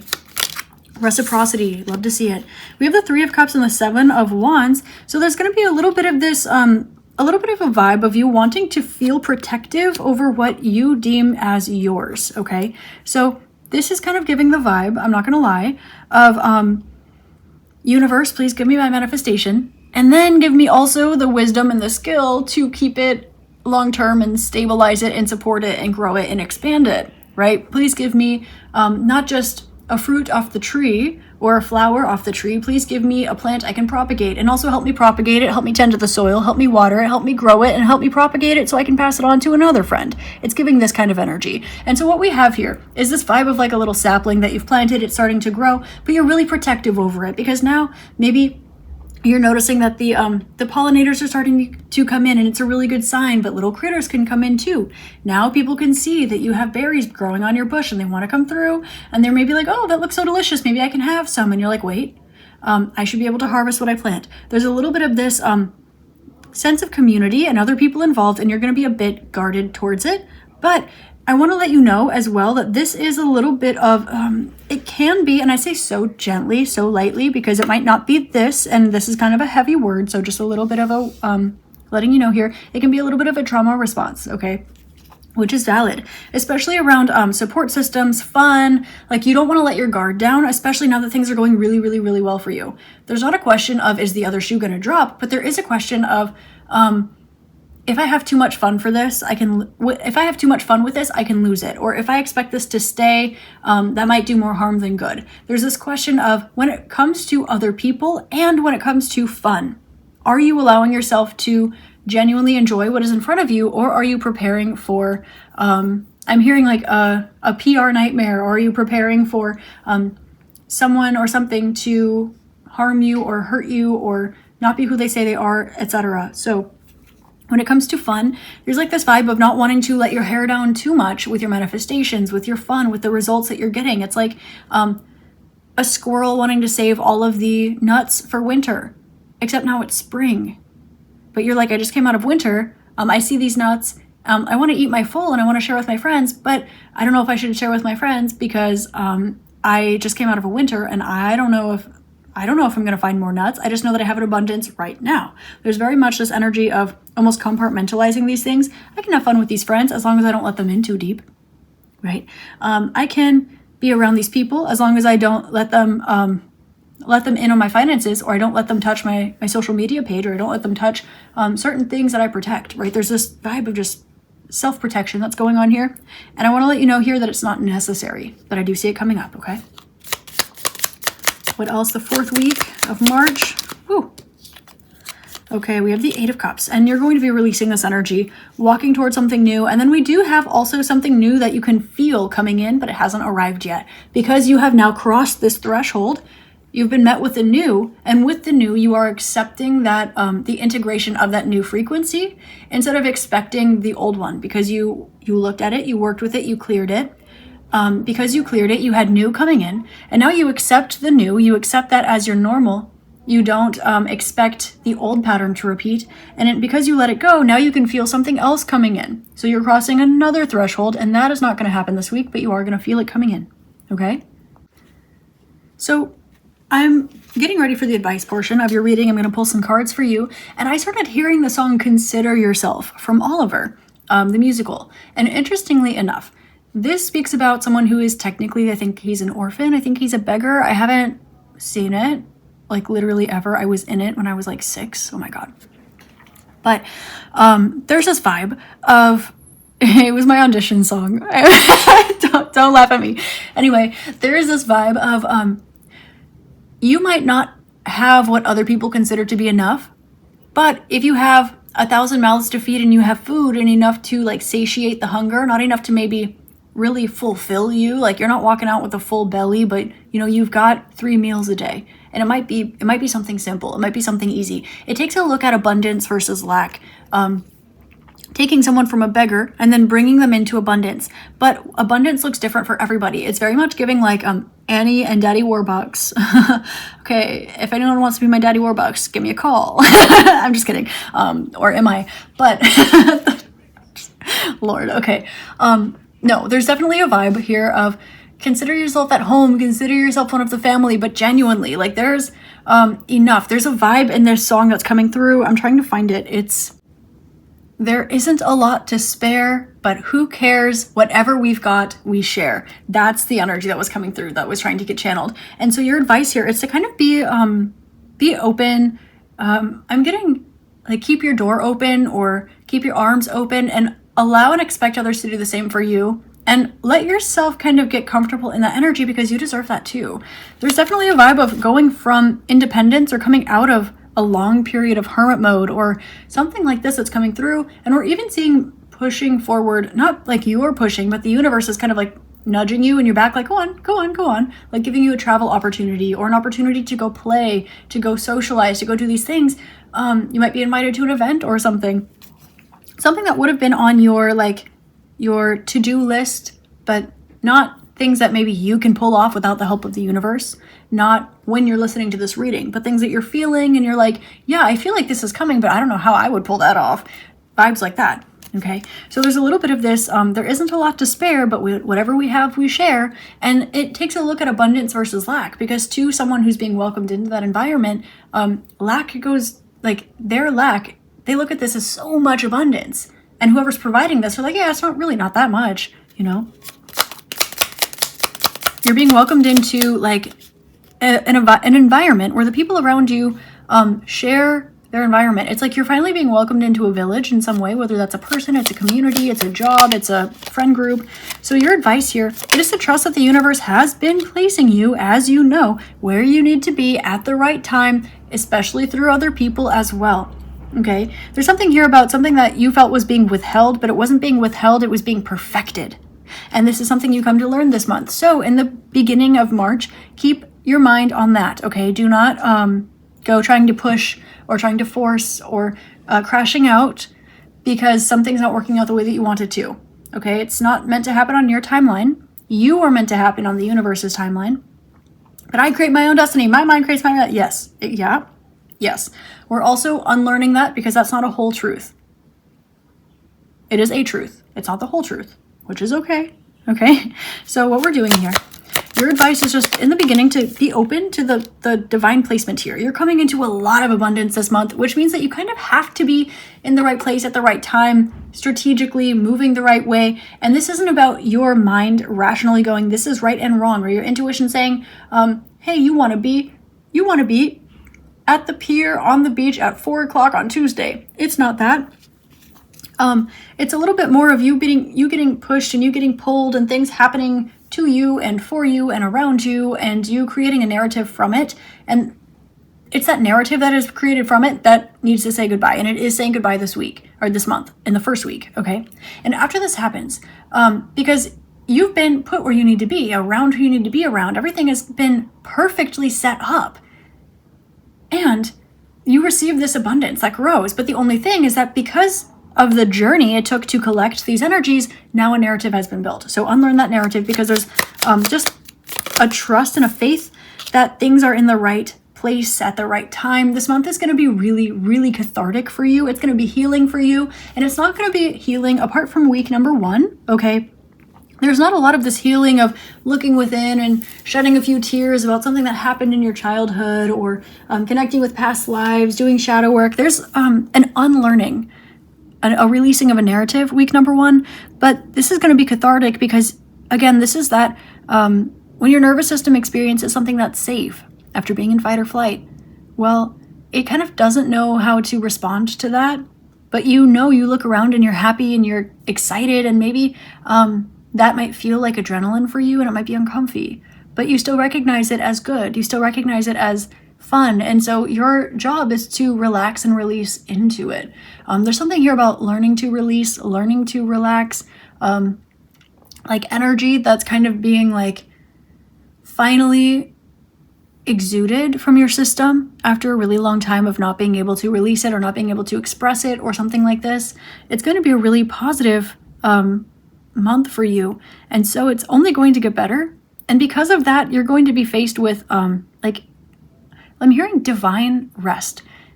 For those of you who are familiar with the Christian creation story, the story goes, and I think it's also in Judaism because it's in the Old Testament in Genesis. Anyway, I digress. The vibe here, it's God creates this and God creates that and God creates this, so on and so forth. Everything above, below, within, life, etc. Okay. And then on the last day, on the 7th day, he rested and everything was good. And that's what this month brings for you. It's like that final stretch, and then you get to rest and everything's good and you can go play and you can go frolic and you can experience and you can express. There's this like something that has been burdening you for way too long, to the point where you kind of just think that this is how things are. Not necessarily like a chapter you're going through. That closes. And it's going to challenge a narrative positively. And then everything's going to kind of work out in your favor in a way where you're like, oh, that's right, the universe is on my side. And like, I know that intuitively and I know that rationally, but like, I don't know, man, I'm looking around. It's rough, right? And that's valid. We all go through eras like that, chapters like that, or most of us do, right? And so this month, it's going to kind of remind you, I'm hearing the song You Remind Me by Usher. Okay, throwback. I'm also being shown like Throwback Thursday on Instagram for those of you who are like elder Z's, millennials. Okay. Yeah, this is going to open up so many possibilities for you in the future. This is going to take you into an energy of abundance where instead of being like, wow, this is a really tasty dessert, you're going to be like, wow, this is a really beautiful timeline. This is a really beautiful reality. This is a really beautiful life. And it opens up the possibility of other doors. But it was trying to get you into the hallway that had all of the doors. And because of that, you had to kind of be swept in this direction and pushed over here and squeezed over here and strengthened over there. And you wanted to go over here and you couldn't. Or you wanted to have this, but you couldn't. For a lot of different reasons. I'm hearing like a thief in the night, right? And so you want to get to your destination and you want to make sure that you are maybe getting a new pair of shoes and being well fed on the way, right? But if you are traveling throughout this stretch of the journey with money in your pocket, it's going to get pickpocketed. It's going to get stolen. You're going to get mugged. And so there's this energy of, why can't I just? Why can't I just? I'm working so hard. It's not fair. This journey is really long. Where am I even going? I can't even remember. I guess this is just how it is for me. I look around. Everyone else is not like this. It's not fair. It's not okay. It's not cool. What the F universe, right? And then you get to this place. And it's like, hey, here's all of that. It's been saved in your name. And it's only for you, and it's coming in March, week 2, 3, 4, and onward. But the things that you didn't see were the things you were being protected from. The things that you didn't see were the things that you needed to learn and grow through. For example, if you ask somebody for help and the help doesn't arrive, well, the help is going to arrive, but it's going to arrive in the way that you actually need. Say that you really need help putting your laundry away, right? Or going through your closet. And the universe doesn't give it to you. You ask someone for help and they come over, and what they actually do is they help you install new shelves. They help you put wallpaper up. They help you actually redo your closet. Shelves, racks, organization, feng shui, the whole 9 yards. And so you're like, I asked for help putting my laundry away. What the heck is this? I waited. I am not getting that. That is not cool. You have to just do it yourself. It's annoying. You're exhausted. You said you needed help. The help didn't arrive, right? The narrative, well, when I ask for help, I just don't get it. I don't understand why everybody else has someone sitting in their room with them, doing the Sex and the City fashion show, and Carrie's going through her closet, and all of her friends are there. Like, it's like that vibe. This is the rose-colored glasses energy. So your advice for March is to trust, like, you wanted help getting your closet redone. Guess what? Your whole closet's getting redone. That's what's going to happen. So you can put your clothes away by yourself, and you can wait an extra week. And you might not like it because you're not being shown your fancy new clueless closet. You're not being shown your fancy new Hannah Montana closet. You're just seeing a stack of clothes that need to get put away, and you just don't have the bandwidth, and you ask for help and it doesn't arrive. And, you might crash out. You might ask your friend and they can't help, and you're like, why can't you? Why don't you? I told you, right? Or to you even, you might treat yourself that way. You might not. I hope that you don't. And it happens, right? We're human. And so this month, it's all about redefining your idea of what's possible back to its natural state, because your baseline is not in this maybe cranky energy. Your baseline is not in this lack energy. Your baseline is not in this, well, I guess that's just the way that it is for me. I look around and everyone else seems to be doing absolutely nothing and having a huge return. They sneeze in the wrong direction and it gives them everything they've ever wanted. And I show up correctly and I educate myself and I do everything right by the book consistently, and I'm helping everybody else, and everybody else is blessed and blessed and blessed because they have my help. And when I need help, I don't get it at all. I'm having a hard time trying to dig myself out of a hole. It's not fair, right? There's this energy here, and that's just the way it is. No, it's not. No, it's not. And March is going to prove it to you after it asks you to open that up. And when it does prove it to you, you're going to feel a lot of things. Mostly happiness, mostly relief, mostly fun. And there's going to be a little bit of this, I don't know if I should really lean into that. I don't know if I should trust it all the way. I don't know if I should let my hair down all the way. I don't know if it's fully safe, right?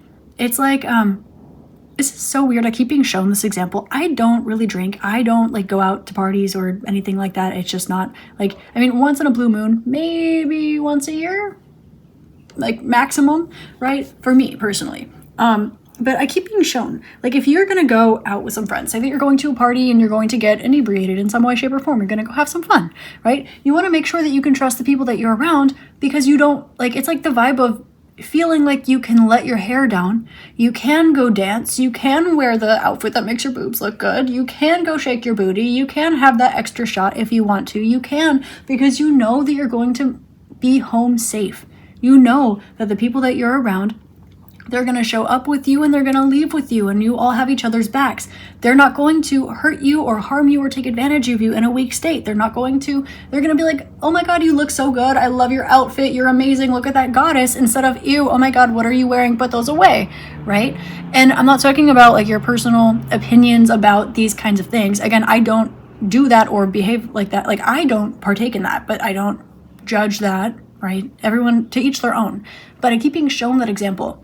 It's if you go, say you go out on a date with someone, and you don't know them, right? It's your first date. So what do? You share your, if you're, some of us, we share our location with our friends. We go out. If they want to have drinks, we have half of one, maybe two, depending on your tolerance.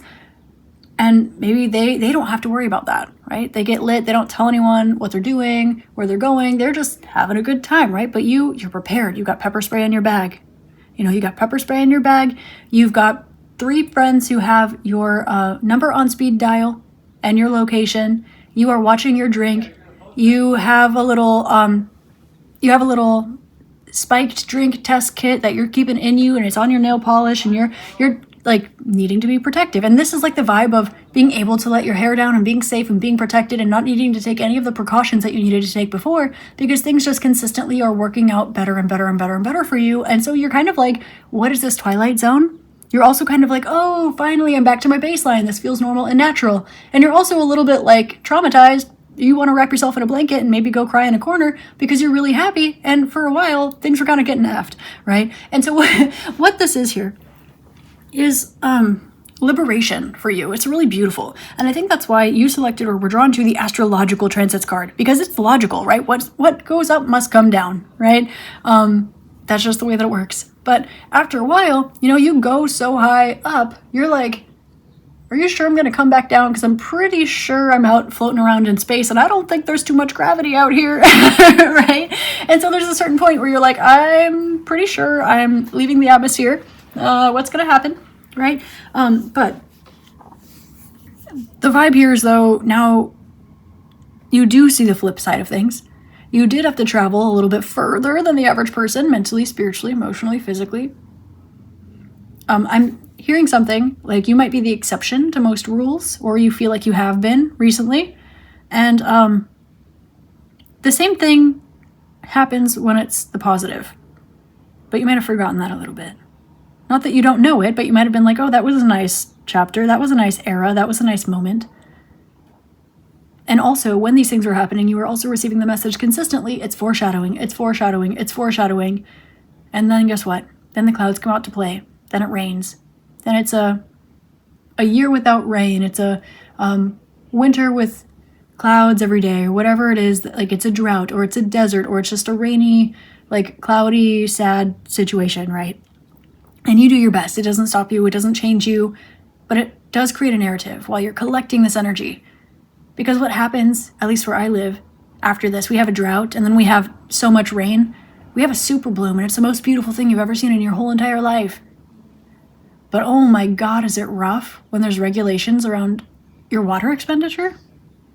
Oh my gosh, is it rough when it's raining and raining and raining, and I'm walking down my street that I live on. I'm trying to take my dog out, and there are sea slugs on the street I gotta pick up and go throw them back in the ocean, and they're kind of slimy and weird.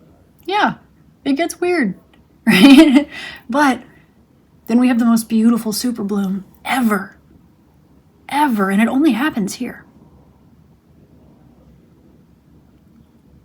And your life is looking a bit similar to this. You're about to step into your super bloom. So, group number 2, there's something else that wants to come through here.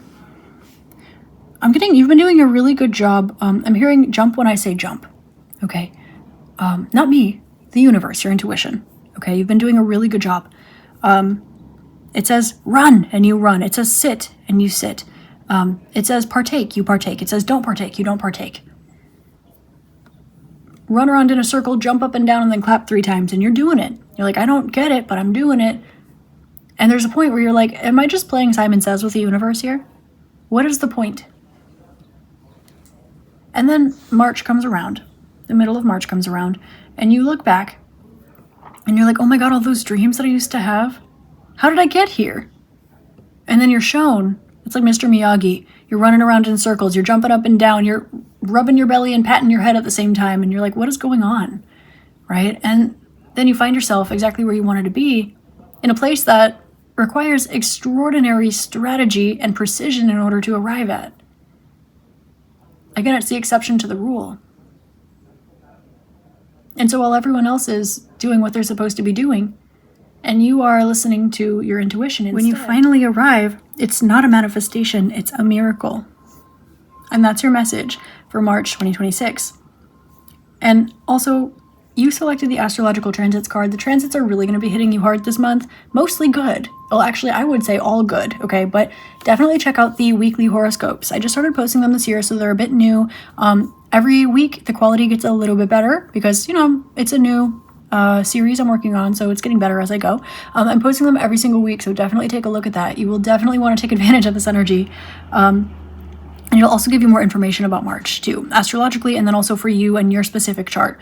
I always recommend looking at your rising sign and your sun, moon, Mars, Venus, whatever it is that resonates with you. You can even listen to all of them and just keep your chart in mind if you'd like. I am hosting a 21-day virtual meditation retreat, so I would love to have you there. It's the first link in the description box below if you're interested.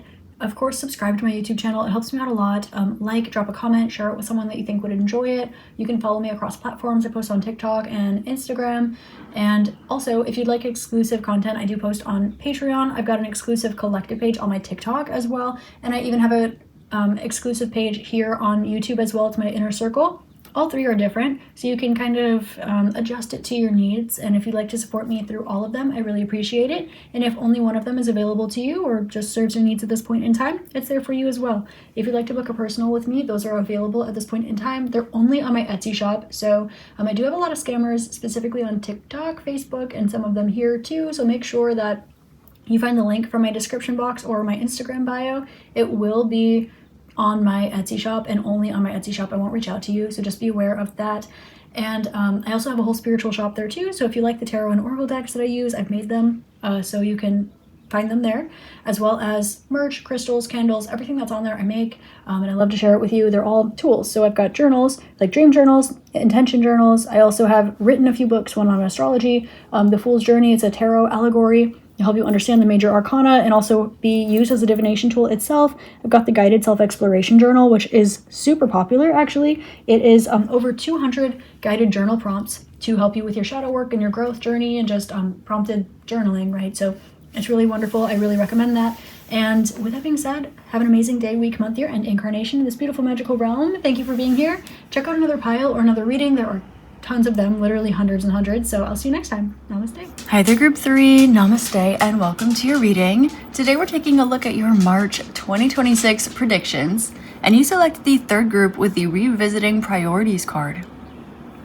Group number 3, you might want to take out a pen and paper for this to jot down notes, or you want to keep coming back to this reading, or also check out your weekly horoscopes that I will post so that you can keep up with all of this energy because it's a lot. I just want to let you know, we're going to go week by week, first looking at the general astrological themes and then pulling tarot for you specifically so that you know what energy is coming up each week and then you know how it will apply to you. So with this Revisiting Priorities card, the first energy that I'm channeling here, it's an opening up and an expansion for you that's really positive. I'm kind of feeling an energy of things maybe not necessarily going according to plan or things not working out the way that they once did and being shown something that works or something that moves or something that flows, and then after a while it just comes to a halt and it stays there and you know, okay, well this energy moves, I didn't do anything to make it stop. It consistently moves and flows, and because of that there's a little bit of this, okay, well if I just keep going, you know, maybe it's a day, maybe it's a glitch, maybe it's a season, and after a while it consistently kind of stays like this. Now what I'm being shown is this opening back up and expanding more and you thriving through it, and a big part of this actually is revisiting priorities, which is going to be the main theme that comes up for you for March. What I'm being shown is something that when it's not your whole wide world, it works out phenomenally. And so because it's working out, you get really excited and you want to put your energy into it. But when you really devote yourself to this, then it stops working. And it seems as though whatever this is, you have a tendency to make it your first priority, and that might be exactly the thing that is, for lack of a better term, shooting you in the foot here. Now, this has nothing to do with your actions. It's more of an energetic situation because there is something more important for you to work on. And this is going to be what's opening up for March. March is going to be fun for you. It's going to be exciting for you. It's going to be beautiful for you. Say that you have been working for a really, really long time on your career. Maybe you were absolutely thriving and you're like, you know what? I think I can cross this threshold. I think I can get this promotion. I'm going to start working longer hours, or I'm going to start devoting myself a little bit more. I'm going to start continuing education. And for some reason, this is not helping you, but it's actually setting you back. But it's not about the work, and it's not about the career, and it's not about the knowledge, because 2 + 2 = 4. If you learn how to do your job better and more efficiently, well, you're better and more efficient at your job. Now, that does not mean that all employers will celebrate this. It doesn't mean that all lawyers will promote this or will even encourage or reward this. In fact, when you get more efficient and better at your job, oftentimes you will find that it's not the first most qualified candidate that gets the promotion. It's usually the second or the third most, because they cannot afford to lose that piece of the machine that keeps the whole machine moving. And so if you are thinking in this kind of energy, well, I'm going to focus even more on my work. I'm going to continue even more. I'm going to work even harder. I'm going to get that promotion because I know I work more hours. I know I've been in the field longer. I know that I have more information. I know I have more degrees. I know I can do my best, even if it's not comparing to anyone else but myself. I can do better than my old best. And so as you're showing up in that energy, the revisiting priorities here would come up for you in areas of play and rest and fun and family and romance and your daily routines outside of work, your health, your exercise, your fitness. And so that's kind of what we're looking at here. Similarly, if you hit the gym every single day, 7 days a week, guess what? That is not the way to be the healthiest in your body, because your body needs rest and recovery. And if you are going to the gym every single day or twice a day or for 3 hours when you do go, right? It's good to be focused on these things, but there is such thing as too much. Now, if you are in that mindset, right? If you are the person standing in those shoes, it doesn't look like too much, because you'll always have goals to reach, because you're always competing against yourself, because you're always trying to get better or healthier or more successful or whatever it is. And that sentiment is very valid. But if you're spending all your time there are a lot of places that you're not spending your time. First of all, if you're doing that, your body's not recovering properly.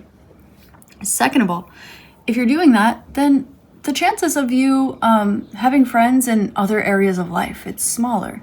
The chances of you maybe resting or enjoying your life or doing things that are outside of this, they become smaller and smaller because of the commitment that you're putting towards it. And so I like to explain the energy I'm picking up here from this card as a bit of,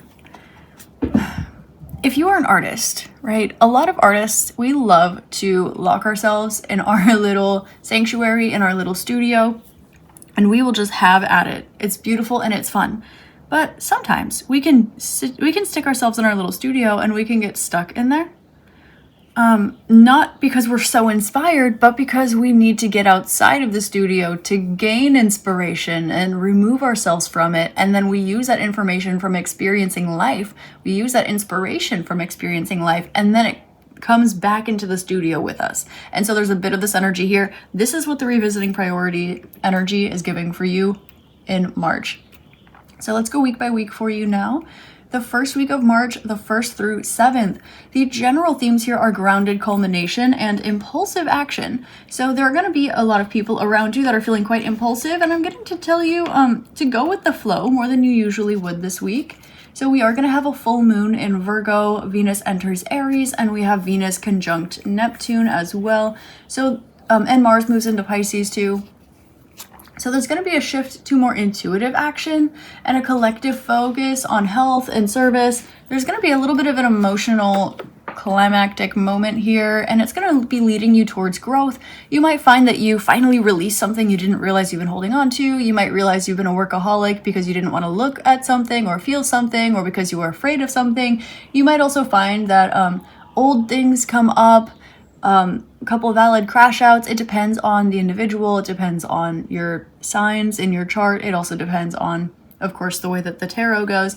But this is going to be happening not just with you, but with everyone. It's a general energy.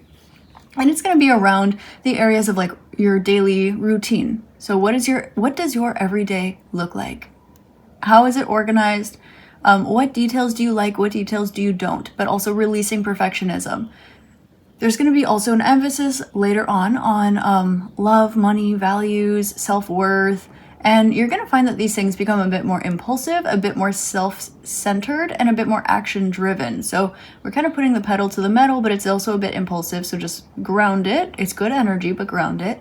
And then we've got later on a little bit of idealism, specifically around romantic partners or around spirituality. There's some blurred boundaries, a little bit of blurred truth when it comes to spirituality, so just be aware of that, especially in relationships. So this is not maybe the time to be listening to 500,000 readings about how do they feel about me, how do they feel about me, how do they feel about me. Okay, not that you can't, right? Do if that is your hobby, do that. That is wonderful. Okay, just saying this week it's not going to be fully grounded first week of March. Okay, there's a lot of idealism and blurred truth, specifically around love and spirituality. Okay, there's also going to be a little bit of financial confusion because there's going to be a tendency to lean towards fantasy over reality this week. So just be aware of that. So let's see how your week is going to go. Group number 3. Okay, so we have a challenge and an opportunity here, and that is the fact that you are standing out from the rest. Okay, now you kind of know that you're a bit of an outlier, but the way that you have been perceiving this energy, it feels as though it hasn't been paying off for you, but you don't want to just stick to the status quo. You don't want to be the same as everybody else. Again, we definitely have this energy of you work longer hours than other people, or you're more devoted than other people.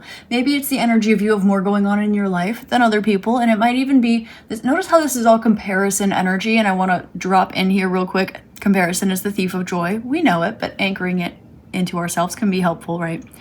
There also might be a little bit of this vibe. Maybe you're significantly more educated than your peers, specifically on whatever it is that you do. Maybe you have been in the field longer than everybody else, right? It's kind of like the first one in and the last one to get promoted kind of energy.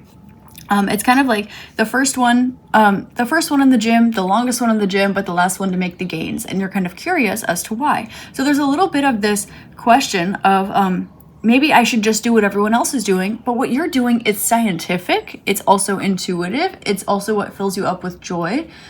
So you're asking yourself here this first week to acknowledge this and face this, but there's going to be this stark contrast. Your challenge and your opportunity here is going to be the fact that you are different from others. So lean into your uniqueness here. And what you're called to do this week is learn about the options that your individuality opens up for you that it doesn't open up for others. Now, this isn't about making a Venn diagram with you and other people. This is not about comparison to others, but it's about seeing, well, if one thing works for everybody, but you're not doing that one thing, like if there's one thing that works for everybody and you are doing that thing, but you're not doing it anymore the same way that they did because you've learned better, there's a little bit of this energy of you need to kind of cross an unseen, or need to cross a threshold that hasn't been crossed before in order for you to open up to new. So you're going to be feeling a little bit like you don't have as many options open for you because you are kind of, you know too much, or you show up too much. Like it might be that you hit the gym so much your muscles are really sore, and because your muscles are really sore, you don't have that extra energy in you to go salsa dancing with your friends, right? You're not going to bachata, but the vibe here is there's a really cool bachata place where I live. It's like where people go on Wednesdays and weekends. It's really cool. Anyway, I don't know why I wanted to drop that, but there's a little bit of an energy the first week for you of looking back at the past and being like, well, this used to work and it works for everyone else. But the thing is that I'm not under this illusion, but there seems to be something that's like capitalizing upon that illusion, or it seems to be something that is like, well, I don't, sure, I maybe I'm not sore, like I'm too sore to go to salsa, or I'm too sore to go hiking, or I will go on a hike, but maybe you go on a hike with your friends and you out hike them significantly. You're like, I want to get my steps in. You want to hike for 6 hours and your friends only want to stay for 30 minutes.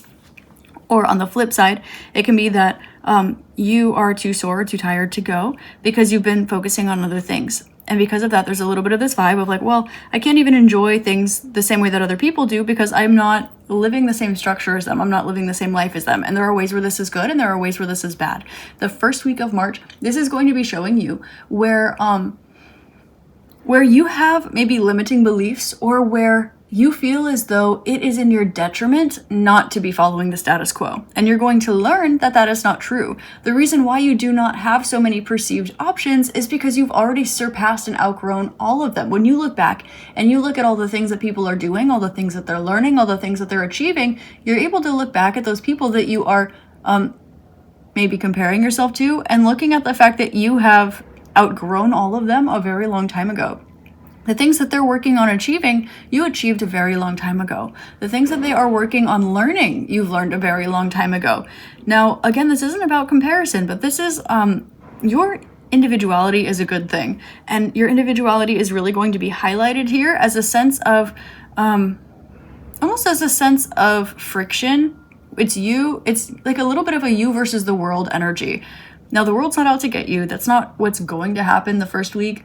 But there's definitely going to be a little bit of a blurred truth here that you're going to be learning through. And it's about why it matters more what you do and less what others do. Because you do have it in you, so you do get to go. Okay? If you and your friends all go to the gym together and you stay for 2 hours after they leave, well, you're going to be there. And if that is something that you want to do, then you can start entering into bodybuilding competitions, and your friends won't get that because they're not built like you. I'm built different. Ew. Sorry. But it's because they're not built like you, because they're not determined like you, because they're not going to have the same physique as you. They're not going to be there all the time. Like there's a positive to what you're doing, but it's not paying off in the way that it pays off for others. And there's a reason for this, and it's because you're not meant to be at the same destination as others, because, which you will realize, coming out of the first week, you've already explored all of those options. Some people, they're doing what they're doing. They're working really hard because they want to travel the world, but you've already seen the entire world. Some people, they're working really hard because they want to move to live by a house on the beach, and you already live in a house on the beach. You're going to see everybody, perhaps they're all working towards getting a backbend wheel pose. Maybe you're seeing them all compete to try to work towards this, but you can do it. You can do it because you didn't start yoga when it was a trend, and you're not doing it to work out. You've been doing it for the last 25 years. Not only have you been doing it for the last 25 years, you've been teaching it for the last 15 years. To the point where you taught it for 15 years, you retired from teaching it, and now you're on to other things. And so when the people around you, they're all getting certified in yoga, and you're like, oh, I've been doing that. People around you, they're all certified in getting their Reiki 1, their Reiki 2, and it's trending, and it's really cool. Come to find out that you were a Reiki master teacher at the age of 12, and you were considered a living prodigy. But when you are 30, 35, 40, and other people are just getting into this for you, it's a throwback. But you're basically going to be aware of the stark differences between yourself and others. You will realize that you are not like others, and you are not going where others are going because you've already been there. You're not returning to somewhere you've already been. You are not wanting the same things as others, so you're not getting the same things as others because you are not going somewhere you've already been. And so this is going to be something that you are learning and observing around you. You're really going to be observing what is around you, and also observing limiting beliefs, and not just your own limiting beliefs, but others as well. Others' limiting beliefs about themselves, or even about a certain path that you are on, what it needs to look like, what it's supposed to look like. But remember, these people are beginning to step on a path that you stepped off of, 15 years ago, 10 years ago, 5 years ago, 2 lifetimes ago, right? So the first week of March for you is going to be a bit more internal here. It's going to be a little bit mental and a little bit maybe emotional here, but mostly with this mental energy with all of the swords, but that devil energy is definitely going to be showing up a little bit. The theme of March 1st through 7th for you is going to be essentially, you can't compete where you don't compare, right? And not comparing to those around you, it's not a bad thing. It's not a bad thing to stand out. There's a reason why, okay? Now, the second week of March, this is going to be March 8th through 14th. The general astrological themes here are fated action, emotional maturity, and major shift. So mostly everyone's going to have a bit of a realization or a little bit of a wonky start to the beginning of this month, more or less. And then the rest of the month, it kind of smooths out, right? And it starts this week, so don't worry. This core focus is going to be about aligning action with destiny, manifesting long-term emotional goals, balancing maturity and discipline with transformation, and it's also going to bring deep healing in relationships. We've got Venus conjunct Saturn, Venus sextile Pluto. Again, listen to my horoscope, my horoscopes I post every week if you want more in depth about how these transits are going to affect you specifically. But it's going to bring some seriousness and commitment to relationships and to finances. Then there's going to be some profound transformation and intensity. So emotional intentions become long-term realities here. There's a bit of a faded action vibe. We've got Mars conjunct North Node and then Mars square Lilith. So it's going to bring a little bit of a challenge with old injustice, old shadow or anger that has been suppressed. Also, there's a little bit of a, that you're supposed to go your own way, but you stepping in this direction might be a little bit volatile, either for yourself or for others or for the structure of your life or the structure of a status quo, okay? It's going to be pushing collective progress forward, but usually when there's one person that says, hey, this way is north, everyone else, like if there's one person that sees it, everyone else is going to go, how come you're the one that gets to see it? How come you're the one that figured it out? What if mine is right? So a bit of this vibe. Then we've got Mercury trine Jupiter and Jupiter finally going direct. This is going to be a communication that's amplified by faith and optimism. There's going to be forward movement. There's going to be renewal, expansion, optimism, and growth in a major area of life. So there's going to be a little bit of your faded action is going to clash perhaps a little bit with any deep-seated, like, it's kind of giving feminine rage here with Mars square Lilith. Like deep-seated injustice, maybe resentment or anger or rebellion that you've just been like doing the right thing and it not paying off. Lilith square Mars is going to come through and say, F your right thing, I'm going to do my right thing. And you're going to be stepping in the right direction, but just make sure that those emotions and that sentiment, while entirely valid and will help charge your way forward, just make sure that it's not causing impulsive reactions or argumentative confrontations and things like that, because everyone is a bit more prone to this the second week of March, specifically at the end. So I'm just letting you know, right? Forewarned is forearmed, okay? A little bit of feisty energy. Let's see how it's going to go for you, group 3.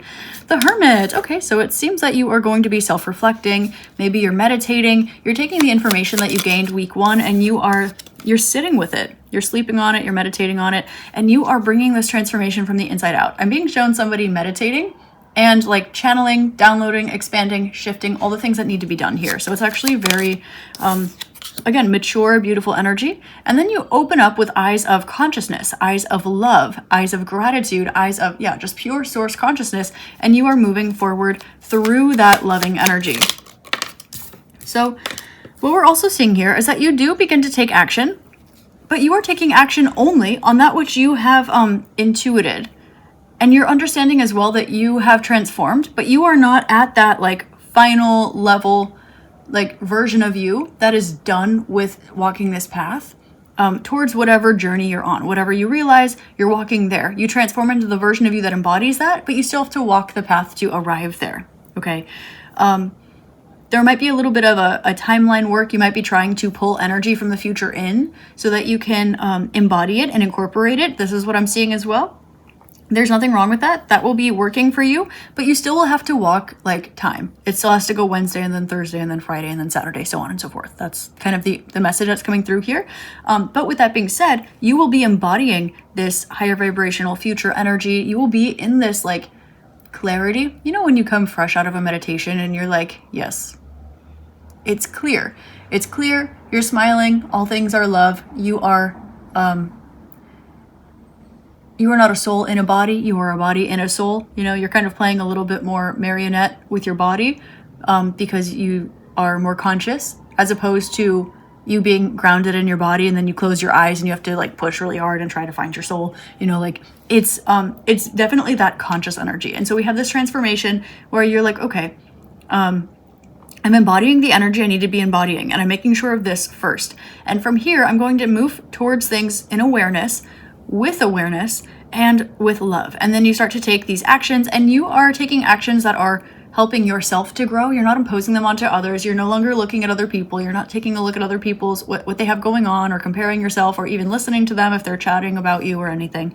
What's going on is you are focusing on yourself entirely, which is really beautiful. You are aware of where you're headed. You are aware of the direction that you are expanding into. You have learned, you have grown, now you are walking that path. You've energetically embodied, and you are in the right timeline, you're in the right reality, all of these things. Now you are walking that path with intuitive clarity, awareness, and love. And I also want to mention here that you are also extra aware. I'm seeing this, which didn't come out in the other piles, so love this for you, group 3. You're extra aware that there's a little extra volatility this week. So you are not giving 10 out of 10 into this. You're giving 9 out of 10 into this, because you're aware that 10 out of 10 might be overkill. Because what you're feeling as 10 out of 10 might actually be 11 or 12 out of 10. And you also are giving yourself that love and that space to understand that, clarity comes from space. It doesn't come from action. Progress, sure, it comes from action, but why do you do the actions? It's understanding the energy, because actions create ripple effects in energy, but so do other things. It's not only actions that create ripple effects in energy, but actions only create ripple effect in energy. Kind of like how a square is a kind of rectangle, but a rectangle is not a kind of square. So with this, it seems that you are taking steps. You're like, you're aware that you have been on the right path to get to where you are, but you come out of it with more clarity. This is more about you practicing holding this frequency and taking aligned actions here this week. So it's a little bit less, this event is going to happen. What we're looking at more is, so this mental energy is coming to a head, and you are breaking through. Beautiful. You are ascending. That opens up to a consciousness. It opens up to an awakening and an expansion. That's beautiful. We're transforming. We're taking that transformation. We're embodying it. It's permeating externally through our love, through our actions, and then we're taking steps forward. That's kind of the first 2 weeks for you. Okay. I'm seeing a lot of like solo work, and maybe, a lot of working on things like your routine, maybe thinking about moving or traveling or learning something. Some of you might be starting a new course, but it won't be something because you're trying to get ahead or you're trying to get a degree. It would be more along the lines of, I'm really interested in this, and this would be really fun, and it will be enriching for my mind, and I just feel like it aligns with this vibe and it's really cool. Or you have like an intuitive download and you're like, oh, that's super cool. It's an aha moment, and you move towards that. So it's not coming out of stress or anxiety or trying to keep up with the Joneses or anything like that. Instead, it's a little bit of this, like, it's aligned and it's more passionate. It's an act of self-love towards yourself, and nothing more and nothing less. No other ulterior motives, okay? Not money, not success, not gains, not any of those things. It's simply pure energy. So I love that. Let's take a look at week 3 for you. So week number 3, the 15th through 21st, the general themes here will be passionate, clarity, idealistic tension, and like an energetic reset. This is when we have the new moon in Pisces, the sun enters Aries, we have Mercury going direct. So things are kind of realigning after this review process, after the growth here. This is going to be activating ideas into action. So week 3 is when we really start to get the ball rolling here, navigating the tension between love and excess. What do you need and what do you not? When you love something, it comes with like a whole package deal. But all of that package deal, all of that fluff is not your energy, and it does not belong to you, but that does not mean that you don't still get your blessings. With that being said, what do you actually want? What do you actually need? What have you been conditioned to want and need versus what you actually do? There's going to be a major spiritual and personal reset here. It seems that you already have the clarity ahead of time, which I really love. You already did the work, you gained the clarity, you had a breakthrough here, and now you're going to be stepping forward with action this week. So we do have Mercury conjunct Mars and Mercury square Lilith again. So Mercury square Lilith, last week was Mars. And this is going to bring ideas charged with extra drive, extra passion, extra oomph. And it's going to be good for communication, writing, starting plans, and also self-advocation. Again, keep an eye out for argumentative speech. This is a good time that you're going to want to write, communicate, blog, things like that. And Then there's going to be a bit of a challenge. Here, specifically, the rational mind is going to be challenged by any suppressed desires or hidden desires. For example, what is that example that came out earlier about being stuck in a studio, like the art studio? Okay. You are going to have a clear rational mind and you're going to know what you're going to create, but you start to go a little stir crazy because you've been inside these four walls forever and you need to get out and you need to play. And so while you have the inspiration and you have the energy and you want to, you're staring at the canvas like about to crash out, not because you don't have the energy and not because you're not evolved beyond it, not because you don't understand why, but because you've been suppressing for so long. If I just stay in here, if I just stay in here, if I just stay in here, then things will move forward, right? So a little bit of an uncomfortable truth here, communication, confronting shadows, this kind of vibe a bit. We do have Venus square Jupiter, so this is going to bring about a little bit of like kind of a heightened desire for pleasure, abundance, expansion in relationships and finances, but it might not fully be in integrity with that square there. So keep an eye out. Is it pleasure and romance or is it lust? Keep an eye out here for overspending, overindulging, making promises that are larger than life. Okay, keep an eye out for people. Delete your dating apps this week. Okay, this will look at the need for moderation. Okay, I'll just have a glass of wine, 2 glasses of wine. I'll just have 3 glasses of wine. Okay, are you usually a wine drinker or no? Do you usually not drink, right? We're looking at things like this. Same with finances as well. So I wouldn't be investing this is March 18th. Okay, the Venus square Jupiter transit. I wouldn't be investing this week. Okay, if it's going down, there's a reason it's going down. Okay, I might continue a little bit, just this kind of vibe. We do have the new moon and the sun entering Aries, sun sextile Uranus as well. So it's going to bring about, this is essentially an opportunity for setting intentions. Again, for the year ahead, we have the sun entering Aries. So Aries is the beginning of the zodiac. So in a solar sense, it's kind of the beginning of the year. But it's a second new moon. So this is going to bring about, second new moon. It's going to bring about an opportunity for spirituality, retreat, again, dissolving old boundaries, inner work. It's the start of the solar astrological new year. So there's a massive energetic reset.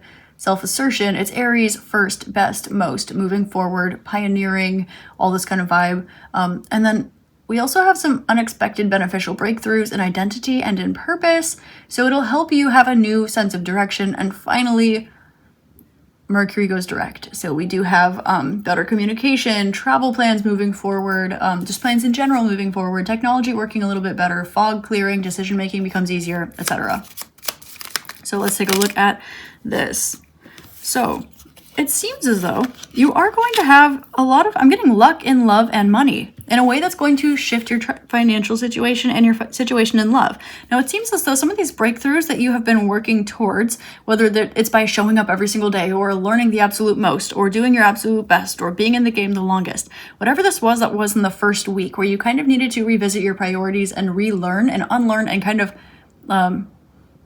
open beyond it, come into this consciousness, you take baby steps, and then those things start coming in, which is crazy, but I love it for you. It seems like this third week, you're going to have a positive opportunity in your love life. I'm getting out this boost of energy. Well, for a lot of people, it might be a little bit catastrophic. For you, it's actually going to be like, oh, finally, I needed this energetic boost because something has just not been working out. It's like this energy actually is getting boosted your way. It's kind of like snaking a drain a little bit. Now the energy can't be blocked, okay, because it's energy. I know, hot take, but it's true if you know any science. Anyway, but it's like this is not something that you are waiting for anymore, and it starts to come in. You have a change in your love life. You have a change in your self-love. You have a change in your material situation, a change in your home, change in your stability, and it's going to impact things. This might be the week where you have an opportunity to move, you start a new relationship. This might be the opportunity where you get a new job. This week it's going to be phenomenal for you, actually. You're going to really be feeling on top of the world. You're going to understand why you needed to learn the things that you learned. And I'm getting not spiritually, but physically. Why you were like, I'm gonna learn Portuguese, right? And you don't know anybody that speaks Portuguese. Like, it's gonna be why you're like, I'm doing this. No one else is doing this, but I'm doing this. And it seems like it's not working out because it's not what everyone else is doing, but it's going to work out because I know it because I intuitively downloaded it, right? This is going to be the week where things start to kick off. And you're going to be, I'm hearing like rolling around in dough. Like you're going to be rolling around in extra money this week. You're also going to be having clarity about why you needed to learn certain things and why certain things were setting you apart further and further and further, because you're on the right path. And it's so interesting. Like in hindsight, you will see you are on the right path and others were lost. And you know this, but it's frustrating to look back and see everybody on the same path and everybody having predictable results because they're on that same path and you are not on that path. But it looks like you're the one that's lost, but you're not. And this is your arrival week. So that extra boost of energy, it's like all of that crap that everyone else is kind of learning and releasing and letting go of and holding on to and clinging on to. It's all like coming your way, because you'll notice I'm being shown this pattern of you just being around others and others seeing it as an opportunity to take, or others copying you, or others like, it's like others are kind of intercepting what's yours. Now that's not, again, it's something where you don't mind it because you know that you're heading in a certain direction, but after a while it starts to weigh you down. After a while you see others maybe copying you or taking notes off your page, and they're acing the test even though they copied off your answers, but you're somehow not acing the test even though your answers are the same. Their answers came from you. You got the answers right. The teacher just decided to knock off a few points because they're just trying to push you, right? It's like that kind of energy. You're like, what? I literally got 100%. The valedictorian literally copied off of my sheet. And if I wasn't sitting next to them, they would have failed all of these tests. They wouldn't be the valedictorian today, right? There's just this energy here of this. So all of those little things, all of those little, I'll call them petty grievances, although probably not at that time, they're all going to be coming through. They're going to be coming back around. I'm hearing, birthright restoration or inheritance or something like this. Okay, what is yours returns to you, but it's not because you're out here like return to sender or I call back my energy. It's not even that. It is, but it's energetically this. It's not this through manifestation or intention, because it's revisiting your priorities. You've kind of let it go.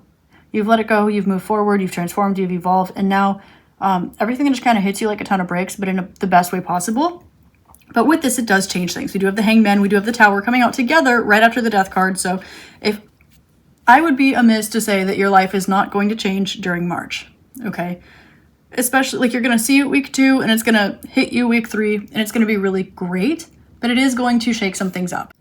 So week number 4, last week this month, it's the 22nd through 31st of March. The general astrological themes are empowered action, idealistic visions, and grounded healing. The core theme here, it's basically this big wave of expansive energy that's going to kind of meet that spiritual idealism and transformative power that you've been kickstarting. And this week is defined by taking confident action. There's going to be a significant opportunity for healing wounds, specifically with other people, or where things were out of balance, or where you were shrinking yourself to keep the balance or keep the peace and things like this. Also culminating in a shift towards grounded stability in love and finance. So we're coming out of this week super grounded, super stabilized, super abundant, super like in love with life, comfortable. You've got tangible results in your hand, so we love it. We do have, again, listen to the horoscope readings so that you can get this a little bit more in detail. But we are going to have essentially a high burst of energy. This is going to lead you and everyone to take some action. There's going to be a little bit of optimism, and optimism brings a little bit of luck, okay?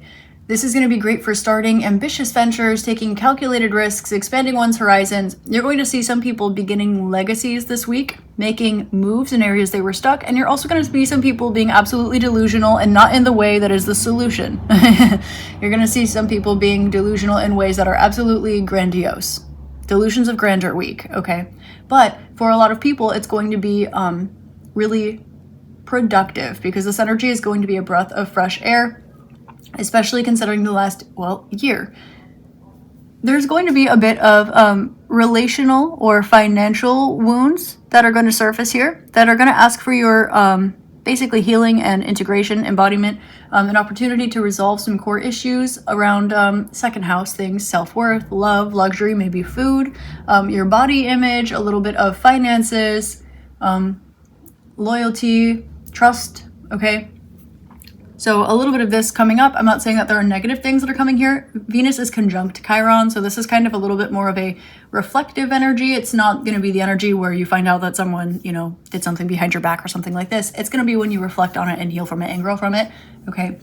Then we're going to have a little bit of this vibe of identity and idealism kind of merging together and finding that friction, where first there will be some inspiration and some confusion and some creativity, maybe a lack of boundaries and practical visions about where this is headed. And then that friction is used to innovate, to transform, to kind of create structural change, specifically around your identity, long-term commitments, your empowerment, things like that.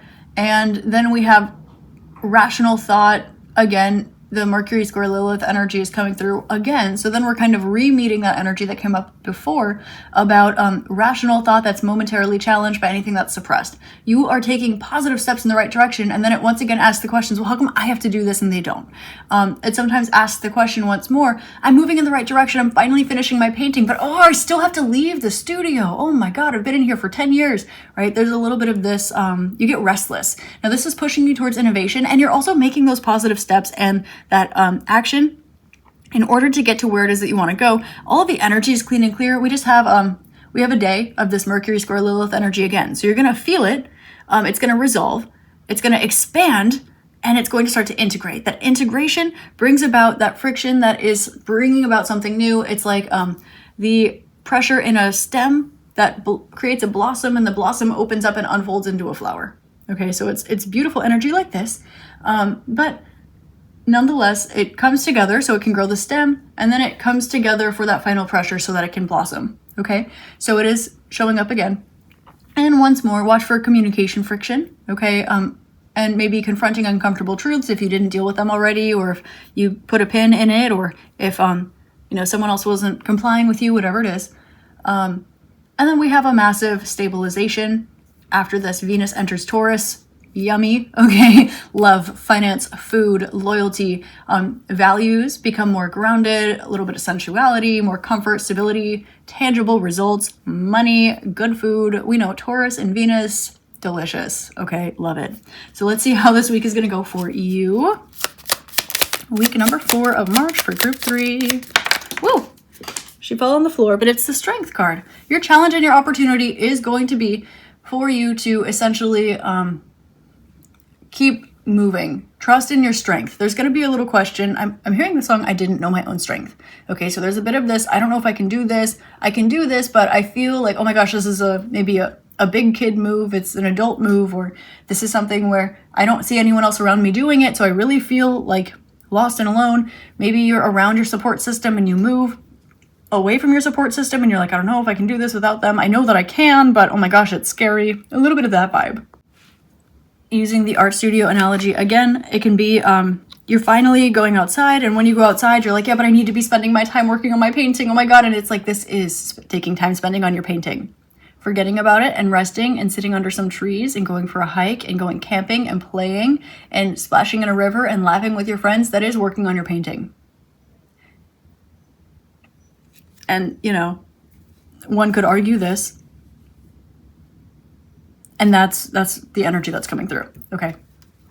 One could argue this, but doesn't make it wrong. So we have the Two of Wands. So you're moving forward. You are really seeing yourself progressing forward, and you're having fun. There's some sort of sharing this energy. We have a lot of love and abundance and shifts that are coming through. This next week, we have you like, no, I can do it. I can do it. I'm being shown like Thomas the Train Engine. You move forward, you reach your destination, and on the way there, or at that next destination, whichever one shows up halfway through the week, you are having fun, you're meeting some friends, having some family, blowing off some steam. You're kind of releasing this energy that has wanted to be released for a really long time, but it's a little bit more of this, it's a positive release. It's like expansive abundance that's within you. And it kind of opens up the vast infinite possibilities that they go out in every direction. And you can kind of just express yourself, have fun, spend time with friends. It's really positive here. You're moving in the right direction. And you also kind of realize that you're not where you were, and that a certain chapter of your life has fully come to a close. You're looking back and you realize something is over and something has begun, and it's here to stay. It's like you move. So you don't live in that city anymore. And so now is the beginning of your new life. It's like you fall in love. So you're not thinking about that old situationship anymore. You're starting your new life. Or something along the lines of you made it. Now this is stability and security. So it can be that you bought a house. So now you don't need to worry about that anymore. It can be that you got a certain amount of money, so you don't need to worry about that anymore. But it's in a way where it gives you kind of a more permanent stability, where you're like, this new chapter looks different from my old one. And it's kind of a very definitive line in the sand. The Four of Wands indicates kind of this vibe of, I don't always pull this energy off this card because I don't like to be, again, like, I don't like the delusions of grandeur that kind of exist in the tarot space, which is great. Like, use it for manifestation all day. Absolutely. I love it. But this can also be the happily ever after energy. So there is a vibe that's coming through of you step into this next chapter, you see yourself like looking at the horizon. It's like the end of a movie, and it's like the happily ever after kind of vibe. Or I'm hearing The Dog Days Are Over by Florence and the Machine. Happiness hit her like a train on a track. So it's definitely giving this energy. It's like you finally have the stability that you want and need to move forward. You finally have that stability, the comfort, the tangible results to be able to move forward. So it's going to be really profound and transformative for you this month. You are going to be, like, first of all, surprised by your own strength. It's going to help push you forward, move you forward, not push, but it's going to help propel you forward. Let's say that. You're going to have a moment of celebration. After you celebrate, you're going to realize, I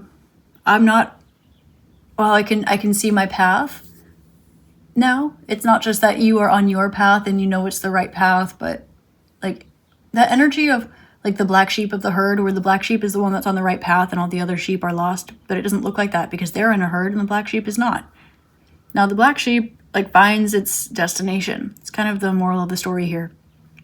And as it does, it realizes that it's at the beginning of a new adventure. It lands, it grounds, and it's ready to release the old, reflect on it. And there's this also moment of, again, I keep being shown like sitting on a beach or sitting on a hill and looking out at the horizon or looking out at the skyline and seeing a job well done. I'm getting a bit of like a grateful melancholy energy.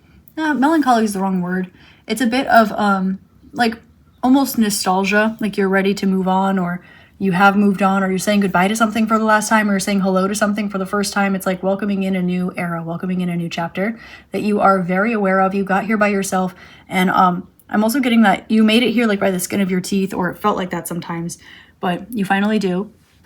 And it's going to feel like one of the stressors that has been part of the reason for this, whatever was weighing you down mentally, or in other ways that you're kind of resolving that first week energetically. You're going to have conscious awareness that is no longer here, that your life is no longer defined by that you have what it takes to transform your life. You are now grounded in stability, in love, in finance, in confidence.